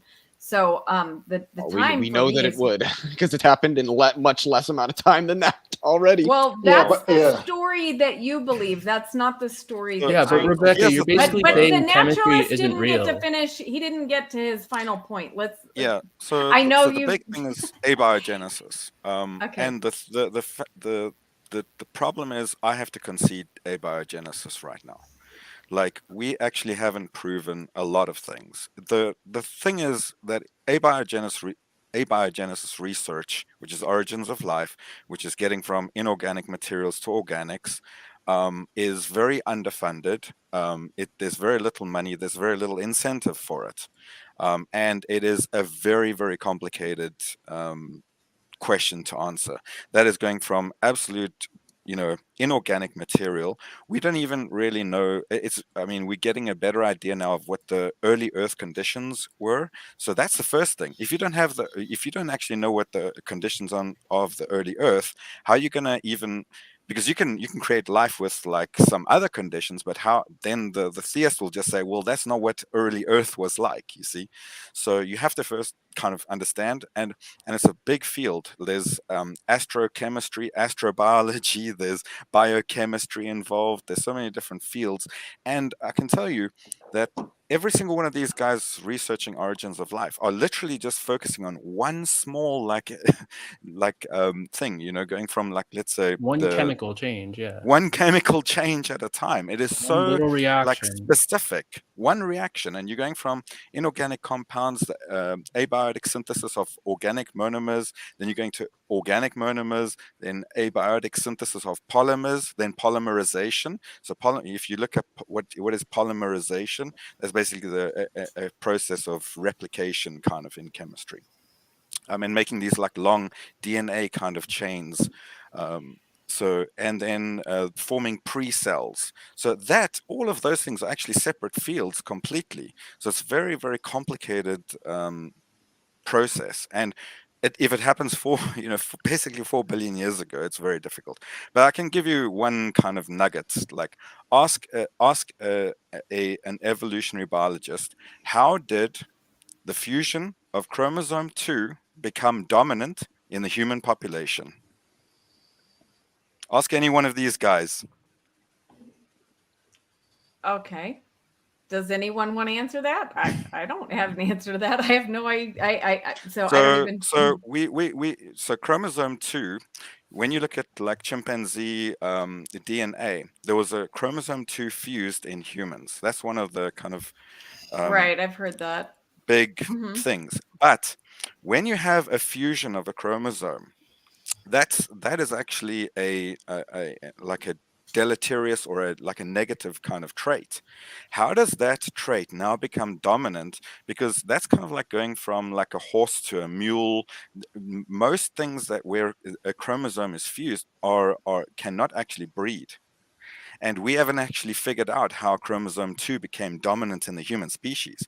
One of the theories is that a male that had a chromosome 2 mated with multiple females. Okay, so he basically spread his seed, and that somehow became dominant in all human species, Homo sapiens, that is. So it's something that we actually haven't solved. And there's many of these evolutionary kind of questions that you can ask. Anyway, I don't want to kind of be on your side, you're but speaking my language, so yeah. you're I mean, this is you're helping my case. So what's the catch? Like, did you want to come on and help my case? Is that, or like what? Kind of a little bit. Yeah. No, I mean cool. a little bit, because I've been on this subject with a young Earth creationist who's not really a young Earth anymore because of some of the evidence that I told you. But yeah, I think it's really about asking the right question and understanding our worldview and what you're understanding, like what you're asking. Like, you asked, where did the seed come from? Well, that's not really maybe the kind of right question to ask, So anyway, I think it is a terrific question to ask where seeds come from, and of course then also the question, and then of course also the question, how did that development evolve from the seed to the fully grown tree? And there is a program involved which you have to have a good explanation for. Yeah. Oh, Tangelo, I'm sorry to interrupt you, but I did want to hear from Danish debater Gabriel and Nestleg 20 before we go back to anybody else who's already spoken. So do you guys, who wants to say something next? Did you want to go ahead? So yeah, we already talked about this, but I think I want to address this question to Tangelo. So when we're talking about look at the trees, do you think in the terms of the design argument that the trees are too complex to come about by themselves? Or are you thinking in the term of from beauty, that we see beauty in the tree, in the world, in the existence of the universe, and so on? For you, Tangelo? Well, these are of course two separate arguments, I would say. Yeah. The argument of beauty, of course, trees are beautiful, and the issue of design. And since my profession is I'm a machine designer, and then of course from that aspect, the technological aspect in biology is what most interests me, and which is the most fascinating part. And of course, if you look just at the tree, then you don't get much information from it. But when you go into the molecular level, into the mechanisms which actually make a tree, then it becomes really interesting.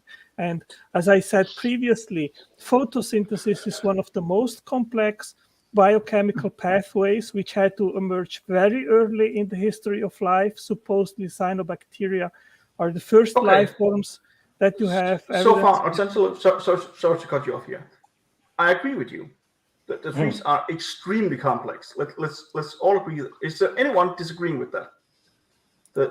Okay, cool. Okay, so Otangelo, we have Daniel here. He's a designer by trade, as I understand it. Is that correct, Daniel?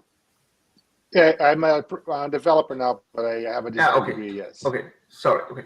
Have you ever designed anything more complex than yourself?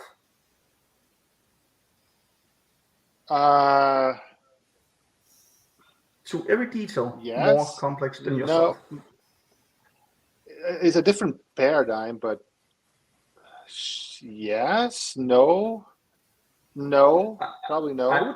I would say no. Mitochondria alone would blow anything you've done out of the water. Yeah, no, yeah, you're exactly. right. No. And that's my next step. So what we have is that we have a designer who has to be more complex than his designs, at least by this analogy. So that's the question: is if God is complex? No, because he's a spirit. So he isn't made of parts, and he isn't complex. That's just special pleading, though. Then he doesn't fit the design argument. Excuse me? Then he doesn't fit. Well, he wasn't designed. No, how do you know? Designed. I'm not saying he was designed. I'm saying he is more complex than the design he makes. Well, maybe the ideas that he has, they are more complex, but he, as a non-physical being, as a spirit, does not matter. He is not made of parts, and therefore he is not complex. Does not matter. Go down to data. The single parts, if he can contain the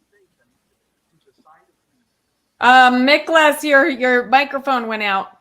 Can't hear you. Can you hear me now? The last half sentence. It's really quiet.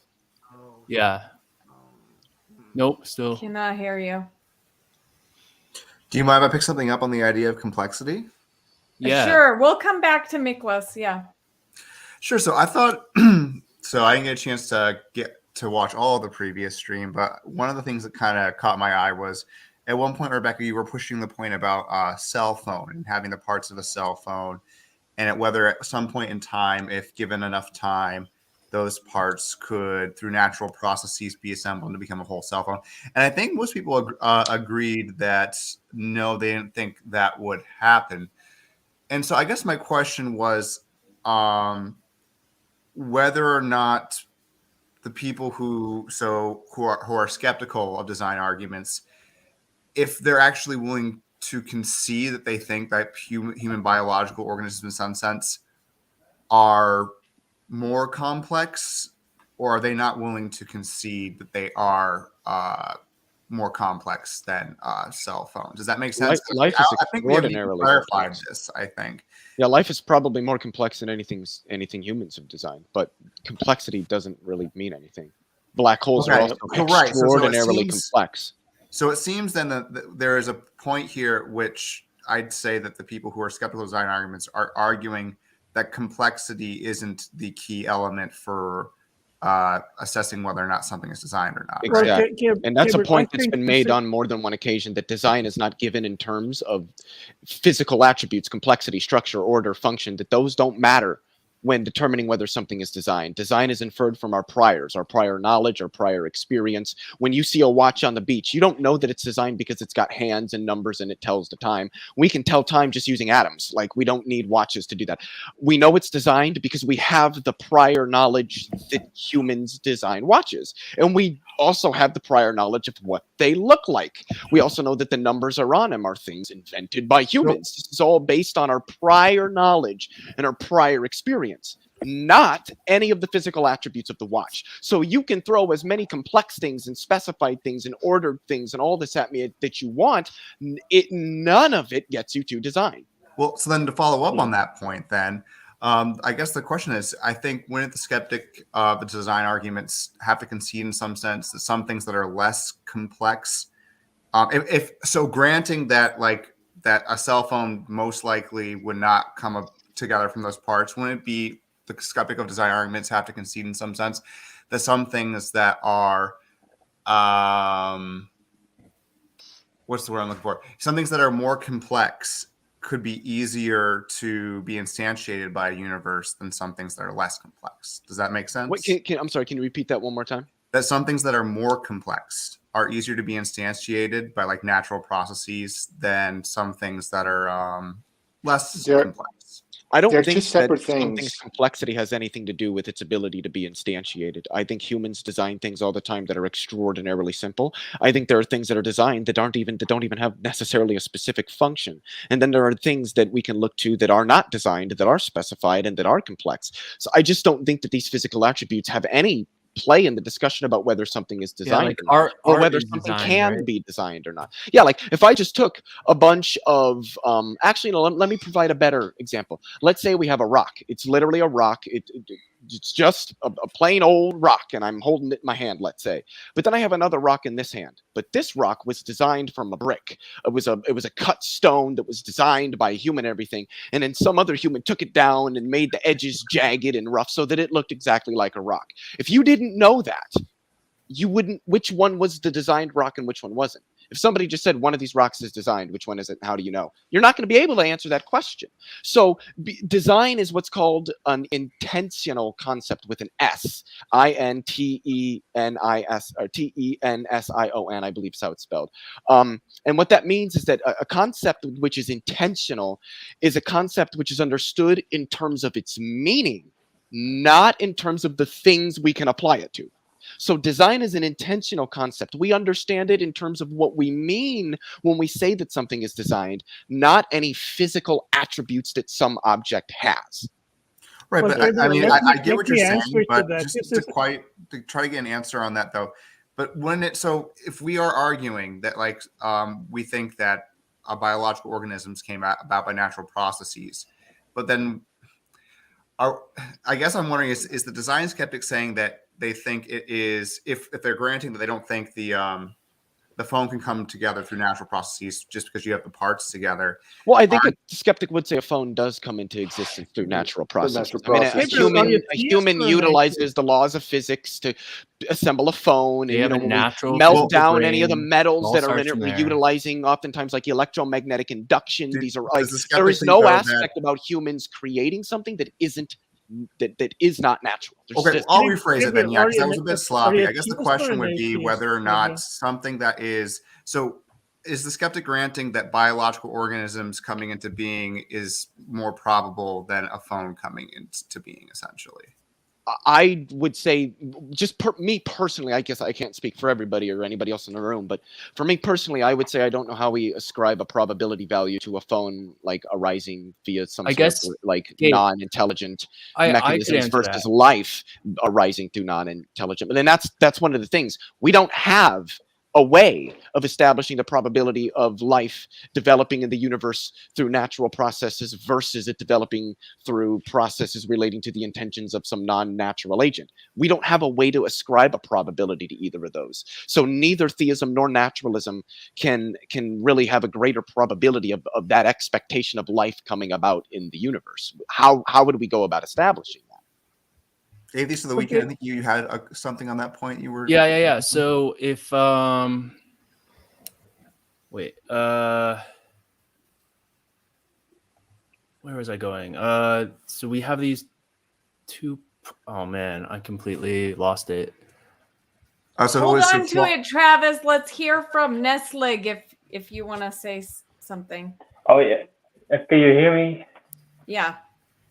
Yeah, I had one remark to make. Like we went over this design argument by appealing to complexity, but somebody else made an argument from contingency by saying that if something exists, it must have been designed or created because it exists. It cannot exist without a creator. So if we go by that logic, then the complexity argument becomes rather superfluous, doesn't it? I didn't understand that. Did you guys catch it? He meant it's like superfluous. Why is it superfluous? Why? If you are saying like, oh, if existence itself already indicates design, then why even bother appealing to its complexity? Because well, these are separate arguments, and one is on top of the other. You can make a cumulative argument based on both arguments. Yeah, but the point earlier, like complexity has nothing to do with the design process. Just because something is complex, we can get something that was designed as complex and that's not designed as also complex. What can you name that's not? What can you name that's not designed that's complex? Snowflakes. Black holes. We have absolutely no idea what goes on inside them or anything. With respect to supermassive black holes, we don't even know how they're formed. So black holes. Excuse me, Otangelo, I'm trying to answer Rebecca's question. Thank you. So black holes are a thing that are stars are complex. Stars are highly complex. Do you know how complex the nuclear fusion reactions that occur in stars are? Except we know exactly how stars form, and we know that there's absolutely no intention behind it whatsoever. So there's numerous things that we know about in the natural world that are quite complex, and we know exactly how they formed, and that intention isn't involved at all. Yeah, and on the other hand, I can name things that are designed, are not complex, like mousetraps. Pretzel. Yeah, or a pretzel. Yeah, this was designed, and it's not complex. This is a constant straw man of the design argument when atheists just say, "Oh, theists say it's complex, therefore God," but that's not the entirety of the argument. Nobody's saying it is. Nobody's saying that. You do it all the time, Leo. But what? No, I don't. That's not the argument that I made. So now you're going to tell me what my argument is, but then you're going to accuse me of straw manning you. That seems pretty dishonest. What we are doing, we are saying that things in nature, they are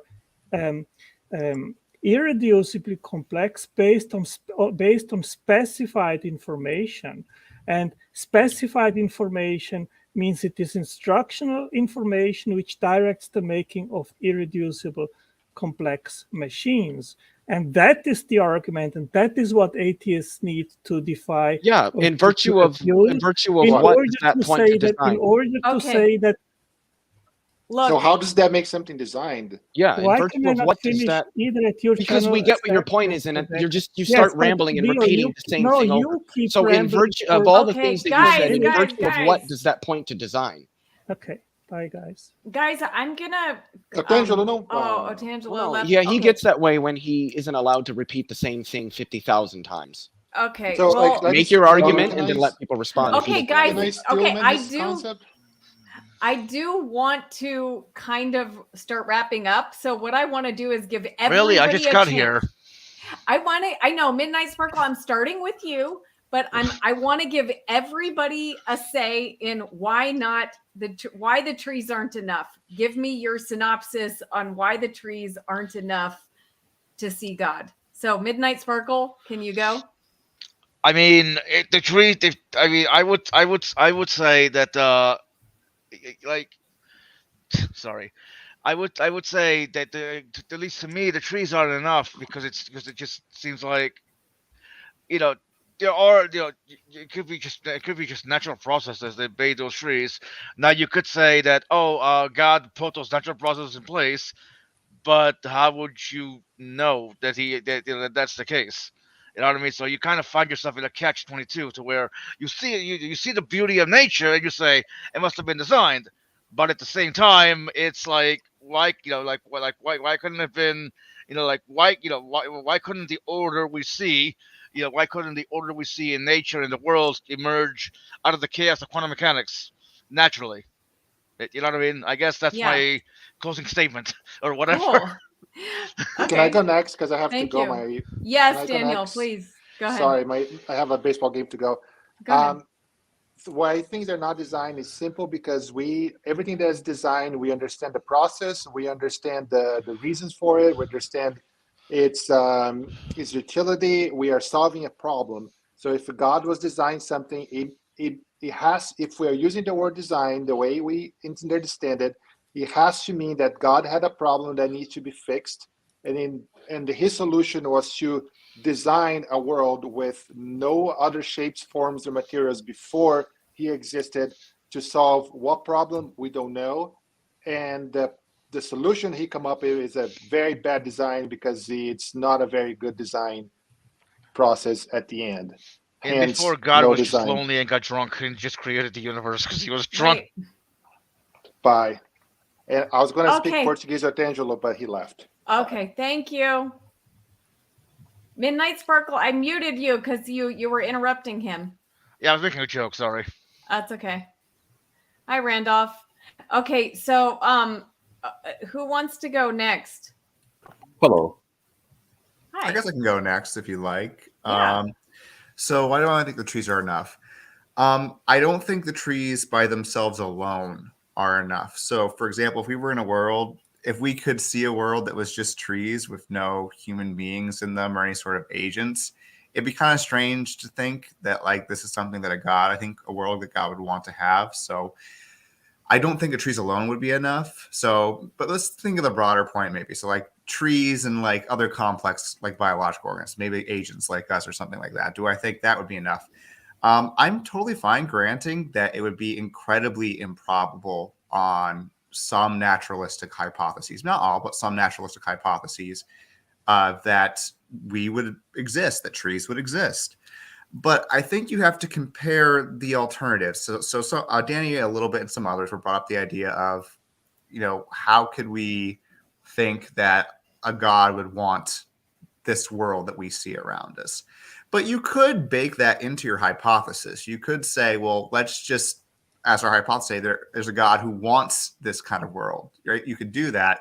And then what you have to do is you have to compare the hypothesis to see like which one you think is more reasonable and more probable. In such a case, I think that's kind of an ad hoc hypothesis. So you have to compare that to other ones as well. I tend to lean towards both naturalistic or non-naturalistic hypotheses that just don't have all of the divine attributes that we assign to God. Like, why does he have to be morally perfect? Why does it have to be all powerful? Why does it have to be a mind? Why can't it just be some sort of super non-naturalistic law that at some points in times biological organisms come out? So basically, I would just say is that you can come up with other hypotheses. So that's the thing I think I had a hard time with the discussion was, it's like, it seems like there's randomness versus theism. And I'm like, there seems to be all these other alternatives that you could posit and ask, what's more likely? And I think some of those alternatives are positing less entities than we posit in God. So God has all of these different divine attributes. And for those reasons, I think that the trees alone are not enough to believe that God exists. Just really quickly, for the sake of the room, because I know there were some people wondering, Gabriel, do you take a stance on the proposition God exists? Like, are you an atheist, agnostic, atheist? I kind of lean agnostic. Last time when you asked me this question, I said I just am pretty strong. I look a lot into miracle claims, and I just am pretty strongly not a Christian at this point. But I'm open to the question of God exists. Kind of lean agnostic. I lean towards moral realism. So if you think moral realism needs to be true for God to exist, no, atheist.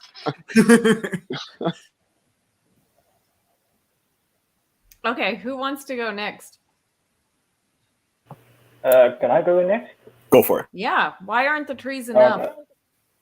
Well, we have come. I think it's a mistake to compare one explanation, the God explanation, versus a natural explanation, because one, they aren't necessarily incompatible. Like, for example, there are many people who will say that, they believe in God is behind nature, and he let nature take its course basically since the beginning of time, and then trees evolve, but then God is still behind everything still. But in any case, there's also another issue, and that is both explanations can also be wrong, or they cannot be substantiated. So even if you didn't have any natural explanation for trees, that does not grant somebody to jump to the God explanation by default. The default answer is always, I don't know. And until you give a reason for why, for example, trees shows evidence of a God, you need to show that before you can make that jump. And that's my commentary. Okay. Thank you. That sounds reasonable. Who wants to go next? I could. Okay. Why the trees aren't enough? Well, trees are dependent on the earth. They're dependent on water. They're dependent on sunlight.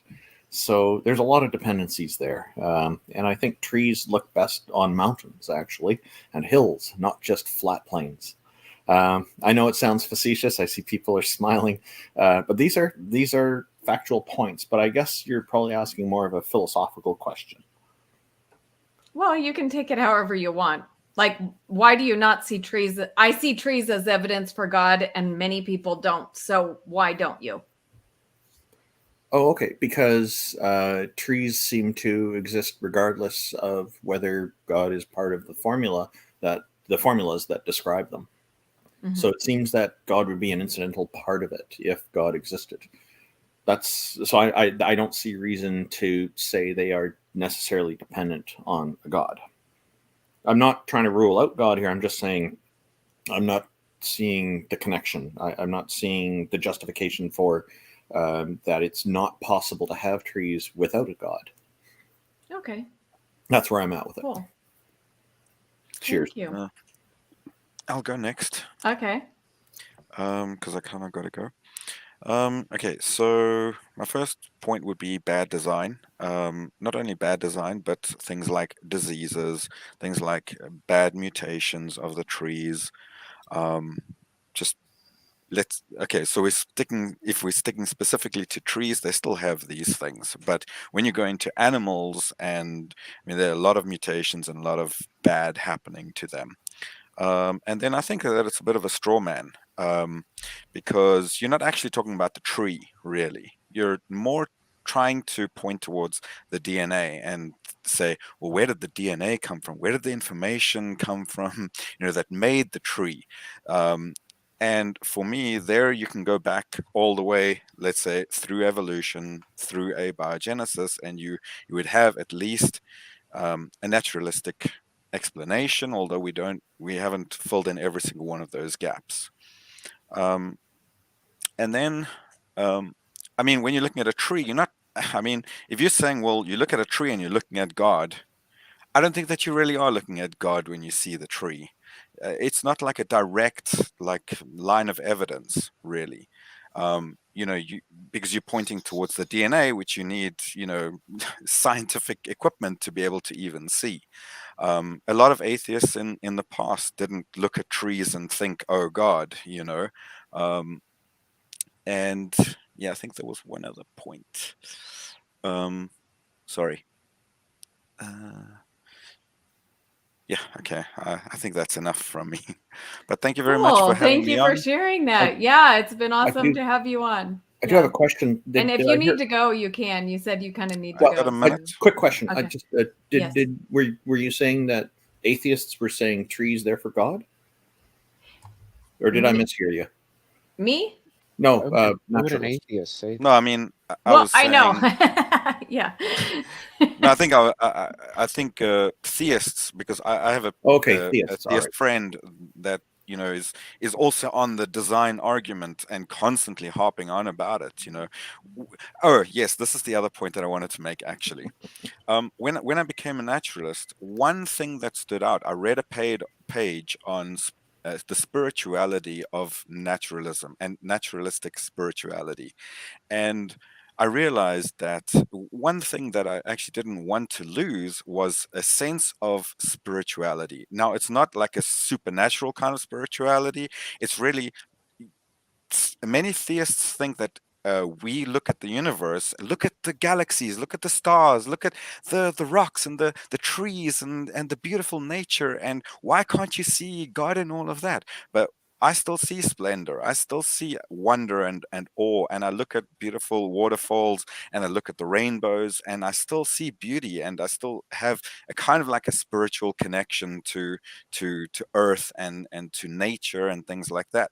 But it's not like some kind of like it still don't it's not pointing me towards the supernatural anymore. It's still just like an earthbound naturalistic kind of spirituality. But don't think that because you become a naturalist that you lose that sense of awe and wonder and beauty and looking at nature and looking at how beautiful it really is. Look at what nature has provided us.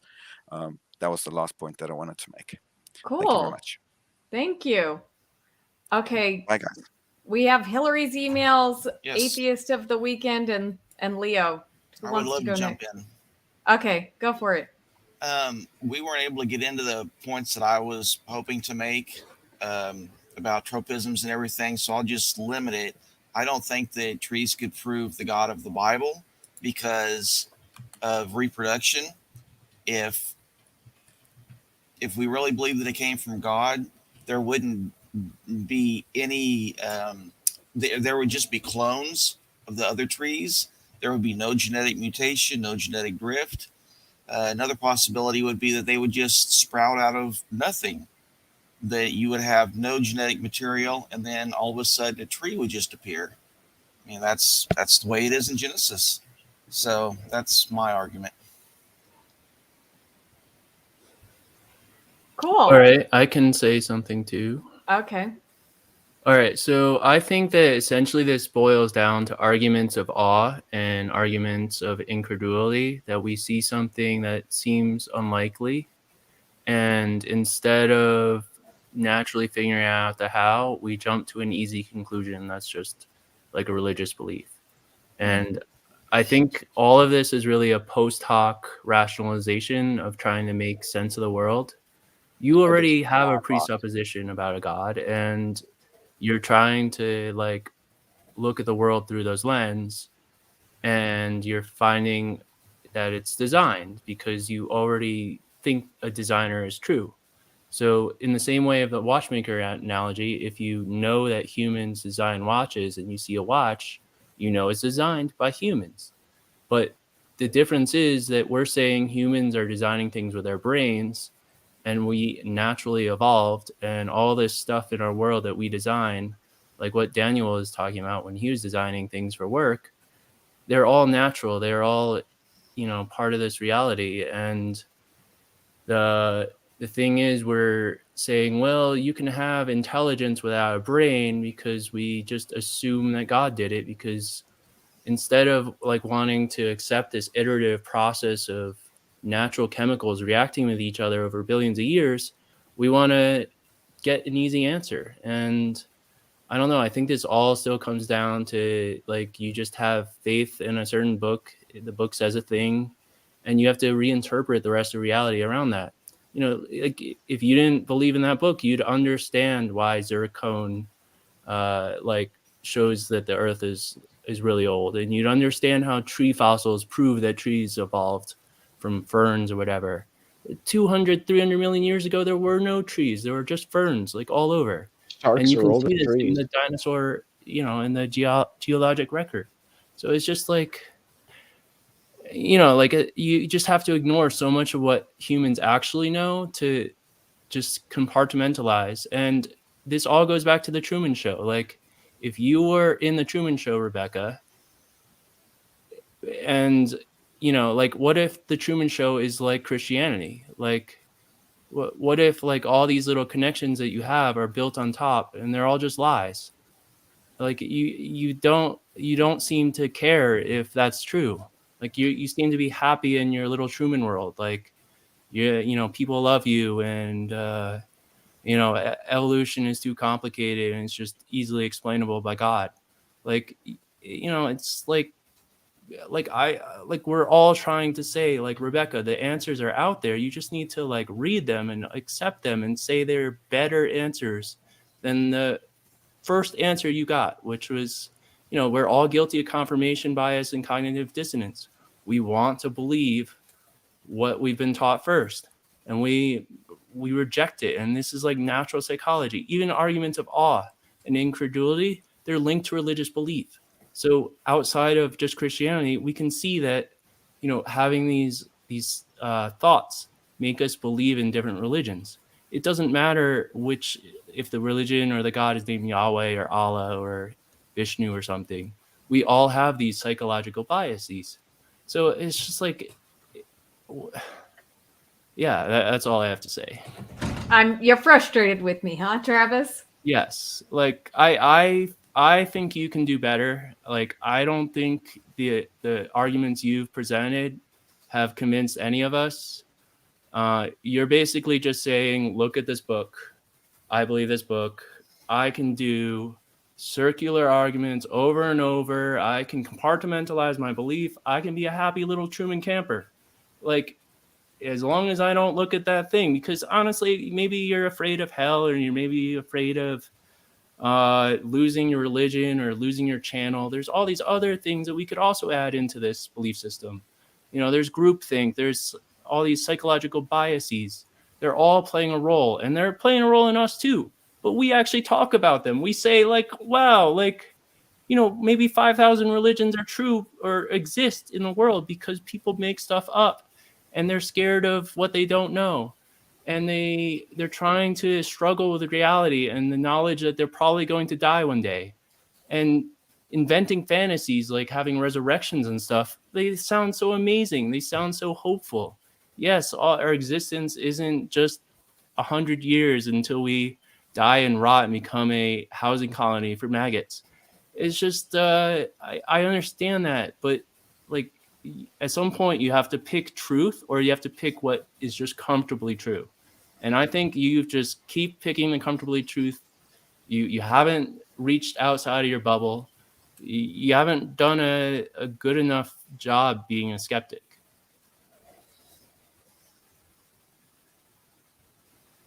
You're muted. Oh, sorry. I'm hearing you, Travis. You know, of course, I don't really have a response that's going to be short, so I will just accept your feedback right now. Okay. And think about it. Like, there's nothing in religion telling you don't need to understand how evolution and, you know, planet creation and stuff works. And there's nothing precluding you from understanding how religions develop naturally as just people making stuff up. Like, you need to consider that as a deep possibility. Okay. Thank you, Travis. Yes, Miklas, Danish debater, we are actually wrapping it up, but I'm giving everybody a chance to just answer the question, why aren't the trees enough? So however you want to answer that, please. You're the second to last. Leo's going to get the last word.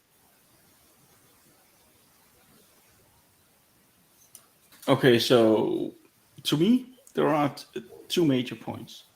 So one is the one I was trying to allude to with Artangelo, that you can't go by design. If you want to use that analogy, you are reaching an infinite increasing amount of complexity, and you won't have a defining answer. It will be more and more complex and it won't work. As Gabriel and Leo continued after I had to leave. Is my sound coming through somewhat? Okay. Yes. Yeah. Cool. Okay. So the other argument here is the argument from beauty. So the trees are so fantastic to look at, and a woman is beautiful to look at, and we love her, and all those different things. And to that, I just have to answer the Australian dual beetle. I mean, we're talking about a beetle who, throughout its life, have been attracted to bronze female creatures. And it has worked for it throughout evolution for millions of years, no problem. But suddenly the Australians started to drink beer. And they dropped bronze beer bottles. And the males just got crazy about them. Those bottles were more beautied than anything else. So beauty is a product of evolution. People have different beauty standards. I don't see any of those two arguments working. And I haven't heard any other arguments in the case of look at the trees. So that's all I had. Thank you. Okay, Leo gets the last word on this tree topic, but I do have a few things that I want to say at the end, unrelated to the tree thing. Next, we'll work on nuts. Is Leo here? Okay, I don't know where Leo is right now, but okay, I'm just going to go ahead and then while we're waiting for Leo, I just want to say a few things about the stream itself. And then Leo, I'll give you your last word. So I have really, really enjoyed this stream, except for a few things.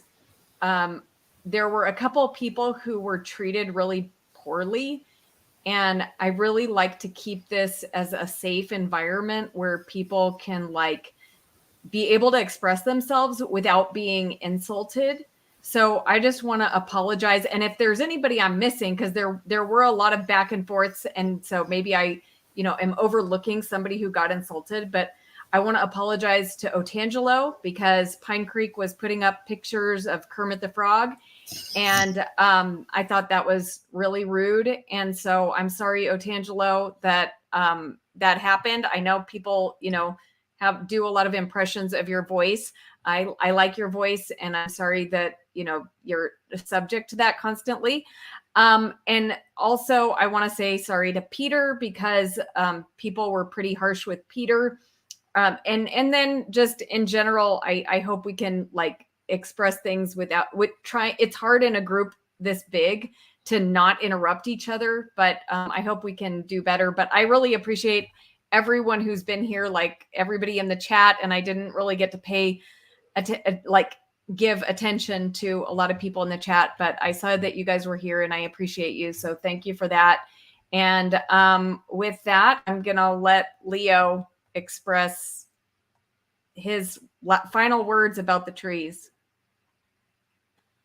Yeah, so I think the reason that the trees is never going to work as an argument for the existence of God is because at the end of the day, what the argument is attempting to do is just rehash what the design argument is, or what's often known as the watchmaker argument. But in this case, it would just be the tree maker argument.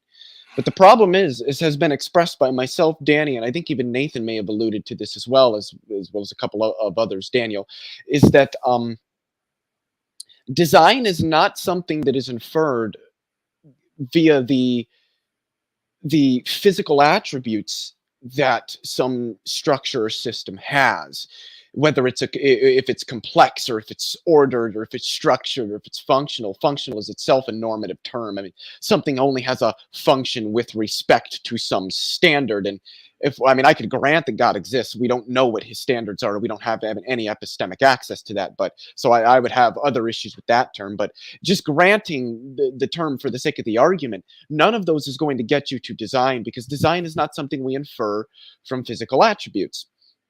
Design is something that we infer from our prior knowledge and our prior experience of things being designed. And look, we just don't have any knowledge or experience of trees being designed by intelligent agents. All we have are allusions to analogical structures or features in these living organisms with respect to certain things that humans can do. Another point that I think plays in favor of the naturalist, or at least the design skeptic here, is that we know that there are certain trees that thrive in cold regions, but most trees are probably going to die. Actually, I shouldn't say most trees, because I think most trees on the planet are carnivorous. Anyway, many trees can't survive in those cold conditions. There are trees who can survive with their roots completely submerged in water. I mean, think of all the trees in the South. Most trees can't survive in those conditions. There's trees with different color leaves because they grow in different environments. There's trees that grow taller or wider than others. And all of these factors are directly a result of the environment in which these organisms developed, which seems to show that the physical attributes that some living organism is going to have are going to be given in terms of the interaction of its genome with the environment, such that the environment places stresses on the genome, resulting in microscopic changes that then result in different phenotypes that will either allow that organism to survive better in the environment, or it dies, in which case that genome doesn't carry on. And that gives rise to something that's often referred to as natural selection. This is something that not only we've observed and defined well over the last 100 years, but something we've directly done in the laboratory. There was what was the third point that I wanted to touch on with respect to God? Something like that. When we talk about design, to say that something is designed is to say that there's some sort of it's very much a processional idea. There's a process to a design, and I don't know in what sense it would make for an omnipotent being to need or to utilize a process to carry out any desire that it had. I often struggle, and Danny touched on this as well, with the idea of an omnipotent being, because I don't know what it would mean for it to have desire. Like, there's just interesting concepts, but creation, not design. the main point is that any feature that you give me, I mean, look at what Otangelo said. He said, oh, well, you know, there's information, there's instructional information in the sense that it prescribes the formation of other macromolecules present in DNA. But I could just say that there's instructional information held in the electron cloud of an atom, because it is going to be the structure of the electrons in their orbitals around the nucleus of an atom that ultimately prescribes the ways in which that atom can bond to and interact with other atoms such that molecules can be built. So I could just easily say that the electron clouds, or the orbitals of electrons around the nuclei of atoms, is instructional information for the assembly of molecules. But that doesn't mean that there's any intention behind it. We know how atoms are built, we know what forces and structures are involved, and we know that there's no intention behind it. And I think that the big point here is that design is not given in terms of physical attributes. Any physical attribute, from complexity, structure, order, function, any of that you give me to show that something is designed, I will be able to show things which possess the same structures that are not designed, and show things that are designed that do not possess those structures. And so, given that, I just don't think that, with respect to a complete absence of any experience of an intelligence designing living organisms or stars or black holes or universes or laws of nature, that we don't really have anything from which we can infer that. Thank you for sharing your thoughts. Guys, thank you so much for being here. I appreciate you all. And please, somebody tell Titan Uranus that he's the atheist of the month when you see him around, okay? All right. Take care, everybody.